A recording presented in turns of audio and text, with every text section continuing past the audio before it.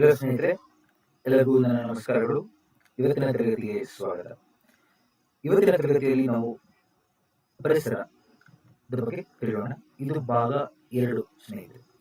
ನೀವೇನಾದ್ರು ಮೊದಲನೇ ಭಾಗ ನೋಡಿಲ್ಲ ಅಂದ್ರೆ ದಯವಿಟ್ಟು ಅದನ್ನು ನೋಡಿ. ಮೊದಲನೇ ಭಾಗದಲ್ಲಿ ಅಜೈವಿಕ ಅಂಶಗಳು, ನಮ್ಮ ಪರಿಸರದಲ್ಲಿರುವಂತಹ ಜೈವಿಕ ಅಜೈವಿಕ ಅಂಶಗಳಲ್ಲಿ ಅಜೈವಿಕ ಅಂಶಗಳನ್ನ ನಾವು ಆಲ್ರೆಡಿ ತಿಳಿದಿದ್ದೇವೆ.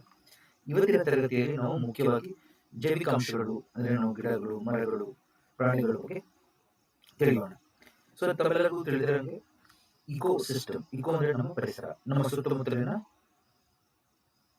ಪ್ರದೇಶಕ್ಕೆ ನಾವು ಏನಂತ ಕರಿತೀವಿ, ಪರಿಸರಕ್ಕೆ ಇಕೋ ಸಿಸ್ಟಮ್ ಅಂತ ಕರಿತೀವಿ. ಸಿಸ್ಟಮ್ ಅಂದ್ರೇನು, ವ್ಯವಸ್ಥೆ. ಇದರ ಬಗ್ಗೆ ನಾನು ಆಲ್ರೆಡಿ ಮೊದಲನೇ ಅಧ್ಯಾಯದಲ್ಲಿ ತಿಳಿಸಿದ್ದೇನೆ.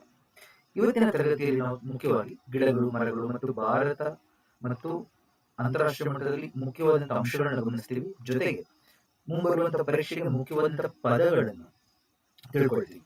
ಈ ಸಂಚಿಕೆಯಲ್ಲಿ ಮುಖ್ಯ ಪದಗಳು ಮುಖ್ಯವಾಗಿ ಗೊತ್ತಾಗಲ್ಲ, ಯಾವ ಪರೀಕ್ಷೆಗೆ ಬರುತ್ತಲ್ಲ, KPSC ಆಗಿರ್ಬೋದು, PISD, PC, IAS ಎಕ್ಸಾಮ್ ವರೆಗೂ ಮುಖ್ಯ ಪದಗಳಿದೆ. ಅದನ್ನ ನಾವು ತಿಳಿಯೋಣ ಸ್ನೇಹಿತರೆ. ತಮ್ಮೆಲ್ಲರಿಗೂ ಗೊತ್ತಿರೋಂಗೆ ಇಕೋ ಸಿಸ್ಟಮ್ ಎಂಬ ಪದ ಫಸ್ಟ್ ಉಪಯೋಗಿಸಿದವರು ಸರ್ ಆರ್ಥರ್ ಜಾರ್ಜ್ ಟ್ಯಾನ್ಸ್ಲಿ. ಮತ್ತು ಜೈವಿಕ ಮತ್ತು ಅಜೈವಿಕ ಅಂಶಗಳ ಮಧ್ಯೆ ಇರುವಂತಹ ಹೊಂದಾಣಿಕೆ, ಸಂಬಂಧ, ಪರಸ್ಪರ ಸಂಬಂಧಕ್ಕೆ ಇಕೋ ಸಿಸ್ಟಮ್ ಅಂತ ಕರೀತಾರೆ. ಅದನ್ನ ಸ್ಟಡಿ ಮಾಡಿದ ಇಕಾಲಜಿ ಅಂತ ಕರಿತೀವಿ. ಆರ್ನ್ಸ್ಟ್ ಹೆನ್ರಿಚ್ ಫಿಲಿಪ್ ಹೆಕಲ್ ಎಂಬುವರು ಈ ಪದನ ಕಾಯಿನ್ ಮಾಡಿದ್ರು. ಅದು ಗೊತ್ತಿದೆ ಎಲ್ಲರಿಗೂ. ಇದ್ರ ಬಗ್ಗೆ ಫಸ್ಟ್ ನೀವು ಗಮನ ಇಟ್ಕೊಳ್ಬೇಕಾಗುತ್ತೆ. ಇದಲ್ಲದೆ ಸೊ ಕಾಂಪೊನೆಂಟ್ಸ್ ಆಫ್ ಇಕೋಸಿಸ್ಟಮ್, ಪರಿಸರದಲ್ಲಿ ಏನಿದೆ ಅಂದ್ರೆ ಜೈವಿಕ ಅಜೈವಿಕ ಅಂಶಗಳು. ಆಲ್ರೆಡಿ ನಾವು ಅಜೈವಿಕ ಅಂಶಗಳನ್ನ ನಾವು ಅಧ್ಯಯನ ಮಾಡಿದ್ದೇವೆ. ಸೊ ಅದನ್ನ ನೋಡಿ, ಕ್ಲೈಮೆಟಿಕ್ ಫ್ಯಾಕ್ಟರ್ಸ್ ನ ಗಮನಿಸಿ. ಇಲ್ಲಿ ಕ್ಲೈಮೆಟಿಕ್ ಫ್ಯಾಕ್ಟರ್ಸ್ ಹಾಗೆ ಎಡಫಿಕ್ ಫ್ಯಾಕ್ಟರ್ಸ್ ಅಂದ್ರೆ ಸಾಯಿಲ್, ಮಿನರಲ್ಸ್, ಲ್ಯಾಂಡ್, ಟೋಪೋಗ್ರಫಿ, ಅದೆಲ್ಲ ಎಡಫಿಕ್ ಫ್ಯಾಕ್ಟರ್ಸ್ ಅಂತ ಕರಿತೀವಿ ನಾವು. ಕ್ಲೈಮೆಟಿಕ್ ಫ್ಯಾಕ್ಟರ್ಸ್ ಅಂದ್ರೆ ಟೆಂಪರೇಚರ್, ರೈನ್, ಸನ್ಲೈಟ್, ಸೀಸನ್ಸ್, ಅವೆಲ್ಲ ಕ್ಲೈಮೆಟಿಕ್ ಫ್ಯಾಕ್ಟರ್ಸ್ ನಾವು ಆಲ್ರೆಡಿ ಡಿಸ್ಕಸ್ ಮಾಡಿದ್ವಿ. ಬಯೋಟಿಕ್ ಫ್ಯಾಕ್ಟರ್ಸ್ ಅಂದ್ರೆ ಏನು, ಉತ್ಪಾದಕರು, ಪ್ರೊಡ್ಯೂಸರ್ಸ್, ಗಿಡಗಳು, ಮರಗಳು ಮುಖ್ಯವಾಗಿ. ಹಂಗೆ ನಾವು ಕನ್ಸ್ಯೂಮರ್ಸ್, ಅದರಲ್ಲಿ primary consumers, secondary consumer, tertiary consumers, quaternary consumers ಅಂತ ಇದೆ. ಕರೆಕ್ಟ್. ಯಾವ ಜೀವಿಗಳು ಬೇರೆ ಜೀವಿಗಳ ಮೇಲೆ ಅವಲಂಬಿಸಿರ್ತೀವಿ ಅವ್ರನ್ನ ನಾವು ಕನ್ಸ್ಯೂಮರ್ಸ್ ಅಂತ ಕರಿತೀವಿ, ಉಪಭೋಗಿಗಳು ಅಂತ ಕರಿತೀವಿ. ಅದಲ್ಲದೆ decomposers, next bacteria, fungi, saprophytes ಎಲ್ಲ ಡೆಡ್ ಆರ್ಗ್ಯಾನಿಸಮ್ ನ ತಿನ್ನೋದು, ಸತ್ತಿರುವಂತಹ ಜೀವಿಗಳನ್ನ ತಿನ್ನೋದು, ಪೋತಿಹಾರಿಗಳು ಅಂತ ಕರಿತೀವಿ. ಗೊತ್ತಾಯ್ತಲ್ಲ, ಅವುಗಳನ್ನ ನಾವು ಡಿಕಂಪೋಸರ್ಸ್ ಅಂತ ಕರಿತೀವಿ. ಸೊ ಈ ರೀತಿ ಈ ಪದಗಳನ್ನ ತಾವು ಗಮನದಲ್ಲಿ ಇಟ್ಕೊಳ್ಬೇಕಾಗುತ್ತೆ. ಇದ್ರ ಬಗ್ಗೆ ನಾವು ಈ ತರಗತಿಯಲ್ಲಿ ತಿಳಿಯೋಣ. ಜೊತೆಗೆ ಯಾವ ಯಾವ ಮುಖ್ಯ ಪದಗಳಿದೆ ಅದನ್ನು ತಿಳಿಯೋಣ ಸ್ನೇಹಿತರೆ. ತಾವು ಇಲ್ಲಿ ಗಮನಿಸಿ, ನಮ್ಮ ಪರಿಸರ ವ್ಯವಸ್ಥೆ ಇಕೋಸಿಸ್ಟಮ್ ಅನ್ನು ನಾವು ನ್ಯಾಚುರಲ್ ಮತ್ತು ಆರ್ಟಿಫಿಷಿಯಲ್ ಅಂತ ಹೇಳಿ ವಿಂಗಡಣೆ ಮಾಡಬಹುದು. ನ್ಯಾಚುರಲ್ ಅಂದ್ರೆ ನೈಸರ್ಗಿಕವಾಗಿ ಇದೆ, ಭೂಮಿ ಮತ್ತು ನೀರು. ಟೆರೆಸ್ಟ್ರಿಯಲ್ ಇಕೋಸಿಸ್ಟಮ್ ಮತ್ತು ಆಕ್ವಾಟಿಕ್ ಇಕೋಸಿಸ್ಟಮ್ ತಾವು ಇಲ್ಲಿ ಕಾಣಬಹುದು. ಟೆರೆಸ್ಟ್ರಿಯಲ್, ಟೆರಾ ಏನು ಲ್ಯಾಂಡ್, ಭೂಮಿಗೆ ಸಂಬಂಧಪಟ್ಟಿದೆ. ಇಲ್ಲಿ ನೋಡಿ, ಮರುಭೂಮಿ ಇದೆ, ಕಾಡಿದೆ, ಹುಲ್ಲುಗಾವಲುಗಳಿದೆ, ಗಮನಿಸಿ. ಇದು ಟೆರೆಸ್ಟ್ರಿಯಲ್ ಸಂಬಂಧಪಟ್ಟಿದೆ. ಅಂದ್ರೆ ಆಕ್ವಾಟಿಕ್ ಅಂದ್ರೆ ನೀರಿಗೆ ಸಂಬಂಧಪಟ್ಟಿದೆ. ಸರೋವರಗಳಾಗಿರ್ಬೋದು, ನದಿ ಆಗಿರ್ಬೋದು, ಸಾಗರ ಆಗಿರ್ಬೋದು, ಲೇಕ್ಸ್, ರಿವರ್ಸ್, ಓಷನ್ಸ್, ಅವೆಲ್ಲ ಆಕ್ವಾಟಿಕ್. ಆರ್ಟಿಫಿಷಿಯಲ್, ಕೃತಕ, ಮಾನವ ನಿರ್ಮಿತ, ಯಾವುದು ಅಕ್ವೇರಿಯಂ ಆಗಿರ್ಬೋದು, ಕ್ರಾಪ್ ಫೀಲ್ಡ್ ಆಗಿರ್ಬೋದು, ಕೃಷಿ ಭೂಮಿ, ಅವೆಲ್ಲೇನು ಮಾನವ ನಿರ್ಮಿತ ಪರಿಸರ ವ್ಯವಸ್ಥೆ. ಇದನ್ನ ನಾವು ಗಮನಿಸಬೇಕಾಗುತ್ತೆ. ಇಲ್ಲಿ ಈ ಪದಗಳನ್ನು ನೋಡಿ. ಮುಖ್ಯವಾಗಿ ನಮ್ಮ ಪೃಥ್ವಿ ಎಲ್ಲ ಗ್ರಹಗಳಿಗಿಂತ ಮುಖ್ಯವಾದಂತಹ ಗ್ರಹ. ಕರೆಕ್ಟ್. ಪೃಥ್ವಿ ಅಥವಾ ಭೂಮಿ ಏನಂತ ಕರಿತೀವಿ ನಾವು, ಎಲ್ಲ ಗ್ರಹಗಳಿಗಿಂತ ಅತಿ ವಿಭಿನ್ನವಾದಂತಹ, ಅತಿ ವಿಶಿಷ್ಟವಾದಂತಹ ಗ್ರಹ ಇದಾಗಿದೆ. ಇದೇ ನಮ್ಮ ಪರಿಸರ ಆದ್ರಿಂದ ಇದನ್ನೇ ನಾವು ಇಕೋಸ್ಫಿಯರ್ ಎಂಬ ಪದ ಬಳಸ್ತೀವಿ. ನಮ್ಮ ಪೃಥ್ವಿಗೆ ಇಕೋಸ್ಫಿಯರ್ ಎಂಬ ಪದ ಬಳಸ್ತೀವಿ. ಅದರಲ್ಲಿ ಎಲ್ಲಿ ಜೀವಿಗಳಿರುತ್ತಲ್ಲ, ಭೂಮಿ, ನೀರು ಮತ್ತು ಗಾಳಿ, ಮೂರು ಎಲ್ಲಿ ಜೀವಿಗಳನ್ನ ಸಂರಕ್ಷಣೆ ಮಾಡ್ತೇವೆ ಆ ಭಾಗಕ್ಕೆ ಬಯೋಸ್ಫಿಯರ್ ಅಂತ ಕರಿತೀವಿ. Part of land, water, air which supports life. Part of land, water, air which supports life ಅಂತ ಕರಿತೀವಿ, ಬಯೋಸ್ಫಿಯರ್. ನಿಮ್ಗೆ ತಿಳಿದಿರ್ಬೋದು, ಒಂದು ಬೆನ್ ಡಯಾಗ್ರಾಮ್ ಬರೀತಾ ಇದ್ದೆ ನಾನು, 3 ಸರ್ಕಲ್ ಬರೆದು ಅದನ್ನ ನಾವು ಮಧ್ಯದಲ್ಲಿ ಇದನ್ನ ಬಯೋಸ್ಫಿಯರ್ ಅಂತ ಕರಿತಾ ಇದ್ವಿ. ಗೊತ್ತಿಲ್ಲ. ಸೊ ಭೂಮಿ, ಗಾಳಿ ಮತ್ತು ನೀರು ಯಾವ ಭಾಗ ಜೀವಿಗಳನ್ನ ಸಂರಕ್ಷಣೆ ಮಾಡುತ್ತೆ ಅದನ್ನ ನಾವು ಬಯೋಸ್ಫಿಯರ್ ಅಂತ ಕರಿತೀವಿ. ಗೊತ್ತಿಲ್ಲ. ಸೊ ಈ ಬಯೋಸ್ಫಿಯರ್ ನಮಗೆ ಪರಿಸರ ವ್ಯವಸ್ಥೆ ಸಿಗುತ್ತೆ. ಅದರಲ್ಲಿ ಒಂದಾದ್ಮೇಲೆ ಪದಗಳನ್ನ ಗಮನಿಸಬೇಕಾಗುತ್ತೆ. ಸೊ ಜೈವಿಕ ಅಜೈವಿಕ ಅಂಶಗಳ ಮಧ್ಯೆ ಒಂದು ಹೊಂದಾಣಿಕೆ ಏನಿದೆ ಅದನ್ನ ನಾವು ಪರಿಸರ ವ್ಯವಸ್ಥೆ ಅಂತ ಕರಿತೀವಿ. ಈ ಪರಿಸರ ವ್ಯವಸ್ಥೆಯಲ್ಲಿ ಪ್ರತಿಯೊಂದು ಜಾಗದಲ್ಲೂ ಒಂದು ತರ ಮಣ್ಣು ಇರುತ್ತೆ, ಒಂದು ತರ ಕ್ಲೈಮೇಟ್ ಇರುತ್ತೆ, ವಾಯುಗುಣ ಇರುತ್ತೆ. ಆ ವಾಯುಗುಣಕ್ಕೆ ಹೊಂದಿಕೊಂಡಂಗೆ ಗಿಡಗಳು ಮರಗಳು ಇರ್ತವೆ, ಅದನ್ನ ನಾವು ಬಯೋಮ್ ಅಂತೀವಿ. Biome is a word we use for those areas with distinct climate which supports flora and fauna. ಇವ್ರು ನೋಡಿ, ರಾಜಸ್ಥಾನದಲ್ಲಿರುವಂತಹ ಥಾರ್ ಮರುಭೂಮಿ ತಗೊಳ್ಳಿ, ಅಲ್ಲೇ ಕ್ಲೈಮೇಟ್ ಬೇರೆ, ಸಖತ್ ಜಾಸ್ತಿ ಬಿಸಿಲು, ಮಳೆ ಇಲ್ಲ. ಅಲ್ಲಿ ಡೆಸರ್ಟ್ ಸಾಯಿಲ್ ಇರುತ್ತೆ, ತೇವಾಂಶ ಕಡಿಮೆ, ಸಾಯಿಲ್ ಮಾಯಿಶ್ಚರ್ ಕಡಿಮೆ, ಗಿಡಗಳು ಬೆಳೆಯೋದಿಲ್ಲ. ಸೊ ಅಲ್ಲಿ ಹೊಂದಿಕೊಂಡಂತ ಜೀವಿಗಳಿರ್ತಾವೆ. ಗೊತ್ತಾಯ್ತಾ? ನನಗೆ ಕ್ಯಾಮಲ್ ಇಷ್ಟ ಅಂದ್ಬಿಟ್ಟು ನಾನು ಅದನ್ನ ಇಲ್ಲಿ ತಗೊಂಡ್ರೆ ಯಾವ ರೀತಿ ಇರುತ್ತೆ ಹೇಳಿ? ಅದು ಇಲ್ಲಿ ಈ ವಾಯುಗುಣಕ್ಕೆ ಹೊಂದ್ಕೊಳಕ್ ಆಗೋದಿಲ್ಲ. ಅದಕ್ಕೆ ಇಲ್ಲಿ ನೋಡಿ ಮಳೆ ಆಗ್ತಾ ಇರುತ್ತೆ ಯಾವಾಗಲೂ. ಈ ರೀತಿ ಆ ಜೀವಿ ಇಲ್ಲಿ ಈ ಜಾಗಕ್ಕೆ ಅದು ಅಕ್ಲೈಮೇಟೈಸ್ ಆಗೋದಿಲ್ಲ. ಸೊ ಅದೇ ರೀತಿ ಸೊ ಅಲಾಸ್ಕಾದಲ್ಲಿರುವಂತಹ ಹಸ್ಕಿ ಆಗಿರ್ಬೋದು, ಆ ಪ್ರಾಣಿ ನಮ್ಗೆ ಚೆನ್ನಾಗಿದೆ ಅಂದ್ಬಿಟ್ಟು ನಾವು ಅದನ್ನ ತಗೊಂಡು ಇಲ್ಲಿ ಸಾಕ್ತೀವಿ ನಾಯಿನ. ಅದೇನಾಗುತ್ತೆ, ಈ ಸೆಕೆಗೆ ಸತ್ತು ಹೋಗ್ತದೆ, ತುಂಬಾ ಬೇಗ ಸತ್ತು ಹೋಗ್ತದೆ. ಗೊತ್ತಾಯ್ತಲ್ಲ? ಸೊ ಆಸ್ ರಿಸಲ್ಟ್ ಅದ್ರ ಯಾಕೆಂದ್ರೆ ಏನಾಗ್ತಿದೆ, ಅದ್ರದ್ದು ಡಯಟ್ ಬೇರೆ ಆಗುತ್ತೆ, ಇಲ್ಲಿ ವೆದರ್ ಬೇರೆ ಆಗುತ್ತೆ, ಇಲ್ಲಿ ಕ್ಲೈಮೆಟಿಕ್ ಫ್ಯಾಕ್ಟರ್ಸ್ ಚೇಂಜ್ ಆಗುತ್ತೆ. ಗೊತ್ತಾಯ್ತಲ್ಲ? ಹ್ಯಾಬಿಟಾಟ್ ಚೇಂಜ್ ಆಗುತ್ತೆ. ಆಸ್ ರಿಸಲ್ಟ್ ಆ ಜೀವಿಗಳು ಇಲ್ಲಿ ಹೊಂದಿಕೆ ಆಗುವುದಿಲ್ಲ. ಸೊ ಅದಕ್ಕೆ ನಾವು ಒಂದು ಜೀವಿನ ಇನ್ನೊಂದು ಜಾಗಕ್ಕೆ ಸ್ಥಳಾಂತರ ಮಾಡಿದಾಗ ಅವುಗಳು ಈ ಜಾಗದಲ್ಲಿ ಜಾಸ್ತಿ ವರ್ಷ ಬದುಕಲ್ಲ. ಸೊ ಅದನ್ನೇ ನಾವು ಬಯೋಮ್ ಅಂದ್ರೆ ಒಂದು ಜಾಗದಲ್ಲಿ ಇರುವಂತಹ ವಾಯುಗುಣ, ಕ್ಲೈಮೇಟ್, ಅದಕ್ಕೆ ಹೊಂದಿಕೊಂಡಿರುವಂತಹ ಜೀವಿಗಳು. ಇವಾಗ ನೀವು ಹಾಕಿರೋಂಥ ಬಟ್ಟೆನಲ್ಲಿ ತಗೊಂಡು ನೀವು ಅಲಾಸ್ಕಾದಲ್ಲಿ ಬಿಟ್ಟರೆ ಹೆಂಗಿರುತ್ತೆ ಹೇಳಿ? ಆ ಥರ. ಗೊತ್ತಿರಲ್ಲ, ಅದನ್ನ ನಾವು ಬಯೋಮ್ ಅಂತ ಕರಿತೀವಿ ಪದನ. ಇವಾಗ ನಾವು ಇರೋದೇನು monsoon biome, we are in monsoon biome ಅಂತ ಕರಿತೀವಿ. ಹಂಗೆ ಡೆಸರ್ಟ್ ಬಯೋಮ್, ಹಂಗೆ ರೈನ್ ಫಾರೆಸ್ಟ್ ಬಯೋಮ್, ಹಂಗೆ ಗ್ರಾಸ್ ಲ್ಯಾಂಡ್ ಬಯೋಮ್, ಈ ರೀತಿ ಬೇರೆ ಬೇರೆ ರೀತಿ ಬಯೋಮ್ಗಳಿದೆ ಸ್ನೇಹಿತರೆ. ಈ ಬಯೋಮ್ನಲ್ಲಿ ಇಲ್ಲಿಗೆ ಹೊಂದಿಕೊಂಡಂಗೆ, ಈ ಕ್ಲೈಮೇಟ್ಗೆ ಹೊಂದಿಕೊಂಡಂಗೆ ಇರುವಂತಹ ಜೀವಿಗಳಿದಾವೆ, ಗಿಡಗಳು, ಪ್ರಾಣಿಗಳು, ಅವೆಲ್ಲ. ಅದನ್ನು ನಾವು ಬಯೋಟಿಕ್ ಕಮ್ಯುನಿಟಿ ಅಂತ ಕರಿತೀವಿ. ಬಯೋಟಿಕ್ ಕಮ್ಯುನಿಟಿ ಅದನ್ನ ನಾವು ಇಲ್ಲಿ ಕಾಣಿಸ್ಬೋದು. ಎಲ್ಲಾ ತರ ಗಿಡಗಳು, ಪ್ರಾಣಿಗಳು, ಪಕ್ಷಿಗಳು, ಅವುಗಳನ್ನೆಲ್ಲ ನಾವು ಬಯೋಟಿಕ್ ಕಮ್ಯುನಿಟಿ ಅಂತ ಕರಿತೀವಿ. ಅದಕ್ಕೆ ಇನ್ನೊಂದು ಪದ ಇದೆ, ಬಯೋಕೋಇನ್ಸಿಸ್ ಅಂತ. ಅದನ್ನ ನಾವು ನೋಡೋಣ ಈಗ. ಅದಕ್ಕಿಂತ ಮುಂಚೆ ಆ ಬಯಾಲಜಿಕಲ್ ಕಮ್ಯುನಿಟಿನಲ್ಲಿ ಜೀವಿಗಳ ಸಂಖ್ಯೆ ಇರುತ್ತೆ, ಪಾಪ್ಯುಲೇಷನ್ ಅಂತ ಕರಿತೀವಿ. ಗೊತ್ತಾಯ್ತಲ್ಲ? ಆ ಆನೆಗಳಾಗಿರ್ಬೋದು, ಗಿಡಗಳಾಗಿರ್ಬೋದು, ಮರಗಳಾಗಿರ್ಬೋದು, ಅವುಗಳಿಗೆಲ್ಲ ಒಂದು ಸಂಖ್ಯೆ ಇರುತ್ತೆ. ಸೊ ಅದನ್ನ ನಾವು ಪಾಪ್ಯುಲೇಷನ್ ಅಂತ ಕರಿತೀವಿ. ಆ ಪಾಪ್ಯುಲೇಷನ್ಗೂ ಪ್ರತಿಯೊಂದು ಸ್ಪೀಶೀಸ್ ಇರುತ್ತೆ. ಇವಾಗ ಆನೆಗಳದ್ದು ಒಂದು, ಪಕ್ಷಿಗಳದ್ದು ಒಂದು ಸ್ಪೀಶೀಸ್ಗಳು. ಗೊತ್ತಾಯ್ತಲ್ಲ? ಒಂದೇ ಆರ್ಗ್ಯಾನಿಸಮ್ಸ್ ಒಂದು ಪರ್ಟಿಕ್ಯುಲರ್ ಆರ್ಗ್ಯಾನಿಸಮ್ಸ್ ಇರುವಂಥದ್ದನ್ನ ನಾವು ವಿ ಕಾಲ್ಡ್ ಆಸ್ ಸ್ಪೀಶೀಸ್. ಗೊತ್ತಾಯ್ತಲ್ಲ? Group of plants and animals which belong to same habitat and which interbreed among themselves. So ಅಂತದನ್ನ ನಾವು ಸ್ಪೀಶೀಸ್ ಅಂತ ಕರಿತೀವಿ. ಆ ಸ್ಪೀಶೀಸ್ಗಳಿಗೆ ಅದರದಂತ ನೆಲೆ ಇರುತ್ತೆ, ಅದನ್ನ ನಾವು ಹ್ಯಾಬಿಟಾಟ್ ಅಂತ ಕರಿತೀವಿ. ಹ್ಯಾಬಿಟಾಟ್ ಅಂದ್ರೆ ನೆಲೆ. ಯಾವ ಒಂದು ಜೀವಿ ಅದರ ಯಾವ ತಾಣದಲ್ಲಿ ಸಿಗುತ್ತಲ್ಲ ಅದು ಹ್ಯಾಬಿಟಾಟ್. ಇವಾಗ ಫಾರ್ ಎಕ್ಸಾಂಪಲ್ ನಾವು ಮಾನವ ಜಾತಿ ಹೋಮೋಸೇಪಿಯನ್ಸ್ ಅಂತ ಕರಿತೀವಿ. ನಮ್ದು ನೆಲೆ ಇದು ಹ್ಯಾಬಿಟಾಟ್. ಕರೆಕ್ಟಾ? ಅರ್ಬನ್ ಏರಿಯಾಸ್, ರೂರಲ್ ಏರಿಯಾಸ್ ನಮ್ಮ ಹ್ಯಾಬಿಟಾಟ್. ಈ ಅರ್ಬನ್ ಏರಿಯಾ, ರೂರಲ್ ಏರಿಯಾಸ್ ಅಲ್ಲಿ ನಮ್ದೇ ಆದಂತ ಒಂದು ಮನೆ ಇರುತ್ತೆ, ಅದನ್ನ ನಾವು ಇಕೋಟೋಪ್ ಅಂತ ಕರಿತೀವಿ, ಮನೆ. ಗೊತ್ತಾಯ್ತಲ್ಲ? ಈಗ ಅರ್ಬನ್ ಏರಿಯಾದಲ್ಲಿ ರೂರಲ್ ಏರಿಯಾ, ಅದು ಹ್ಯಾಬಿಟಾಟ್. ಅದರೊಳಗೆ ಒಂದು ಮನೆ ಇರುತ್ತೆ, ಇದು ನಾವು ಮನೆ ಕಟ್ಕೊಂಡಿರ್ತೀವಿ, ಅದನ್ನು ನಾವು ಇಕೋಟೋಪ್ ಅಂತ ಕರಿತೀವಿ. ಇಕೋ ಅಂದ್ರೇನು? ನಮ್ಮ ಪರಿಸರ, ಟೋಪ್ ಅಂದ್ರೆ ಜಾಗ, ಎಲ್ಲಿ ನಾವು ವಾಸ ಮಾಡ್ತೀವಿ ನೋಡಿ, ಅದನ್ನ ನಾವು ಇಕೋಟೋಪ್ ಅಂತ ಕರಿತೀವಿ. ನಮ್ಮ ಕಡೆ ನಮ್ದೇ ಆದಂತ ಒಂದು ಪಾತ್ರ ಇರುತ್ತೆ, ಪ್ರತಿಯೊಂದು ಜೀವಿಗಳಿಗೂ ಒಂದು ಪಾತ್ರ ಇರುತ್ತೆ, ಅದನ್ನ ನಿಶ್ ಅಂತ ಕರಿತೀವಿ. Ecological niche, NICH. Ecological niche ಅಂದ್ರೆ role of a species in its habitat. ಇವಾಗ ನಿಮ್ದು ಏನು ಪಾತ್ರ? ನೀವು ವಿದ್ಯಾರ್ಥಿಗಳು, ನಿಮ್ದು ಪಾತ್ರ ಏನು? ಓದೋದು, ಒಂದು ಒಳ್ಳೆ ಹುದ್ದೆಗೆ ಸೇರುವಂಥದ್ದು, ಅದು ನಿಮ್ಮ ಒಂದು ಪಾತ್ರ. ನಿಮ್ಮ ಮನೆಯಲ್ಲಿ ಕೆಲಸ ಕೊಡ್ತಾರೆ, ನೀವು ದಿನ ಬೆಳಿಗ್ಗೆ ಅದೇ ಎದ್ದು ಮನೆ ಕ್ಲೀನ್ ಮಾಡೋದಾಗಿರ್ಬೋದು, ಪೇಪರ್ ತರೋದಾಗಿರ್ಬೋದು, ಹಾಲು ತರೋದಾಗಿರ್ಬೋದು, ತರಕಾರಿ ತರೋದಾಗಿರ್ಬೋದು, ಒಂದು ಕೆಲಸ ಇರುತ್ತೆ ನಿಮಗೆ, ಅದು ರೂಟೀನ್ ನಿಮ್ಮದು. ಹಂಗೆ ಓದಕ್ಕೆ ಇರುತ್ತೆ, ಕೆಲಸ ತಗೊಳಕ್ಕೆ ಇರುತ್ತೆ, ಕರೆಕ್ಟಾ? ಸೊ ಸೆಟ್ಲ್ ಆಗಿರುತ್ತೆ ಲೈಫಲ್ಲಿ, ಅವೆಲ್ಲ ನಿಮ್ಮ ರೋಲ್, ಪಾತ್ರ. ಗೊತ್ತಾಯ್ತಲ್ಲ? ಪ್ರತಿಯೊಂದು ಜೀವಿಗೂ ಹಂಗೆ. ನೀವು ಕೇಳ್ಬೋದು ಸರ್ ಹುಲ್ಲಿಗೆ ಏನ್ ಪಾತ್ರ ಅಂತ. ಹುಲ್ಲಿಗೆ ಏನ್ ಪಾತ್ರ? ಅದು ಹರ್ಬಿವೋರ್ಗಳ ಸಂಖ್ಯೆನ, ಸಸ್ಯಾಹಾರಿಗಳ ಸಂಖ್ಯೆಯನ್ನು ನಿಯಂತ್ರಿಸುವುದು ಅದರ ಕರ್ತವ್ಯ. ಗೊತ್ತಾಯ್ತಲ್ಲ? ಈ ರೀತಿ ಪ್ರತಿಯೊಂದು ಜೀವಿಗೂ ಒಂದು ಪಾತ್ರ ಇದೆ. ಆನೆ ಪಾತ್ರ ಅನ್ಬೋದು. ಆನೆಗಳು ಏನ್ ಮಾಡ್ತವೆ? ಎಲ್ಲೊಂದ್ ಕಡೆ ಹಣ್ಣುಗಳು ತಿಂತವೆ, ಇನ್ನೊಂದ್ ಕಡೆ ಏನೋ ಹುಲ್ಲು ತಿಂತವೆ, ಇನ್ನೊಂದ್ ಕಡೆ ಏನೋ ತಿಂತವೆ, ಅದನ್ನ ತಗೊಂಡು ಬೇರೆ ಬೇರೆ ಕಡೆ ಹೋಗ್ತಾವೆ. ಅದ್ರ ಅಲ್ಲಿ ಏನಾದ್ರು ಮಿನಿಮಲ್ ಡ್ರಾಪಿಂಗ್ಸ್ ಅಂತ ಏನ್ ಕರಿತೀವಿ, ಪೀಸಿಸ್ ಅಂತ ಕರಿತೀವಲ್ಲ, ಅದು ಎಲ್ಲೋ ಕಡೆ ಬೆಳೀತದೆ.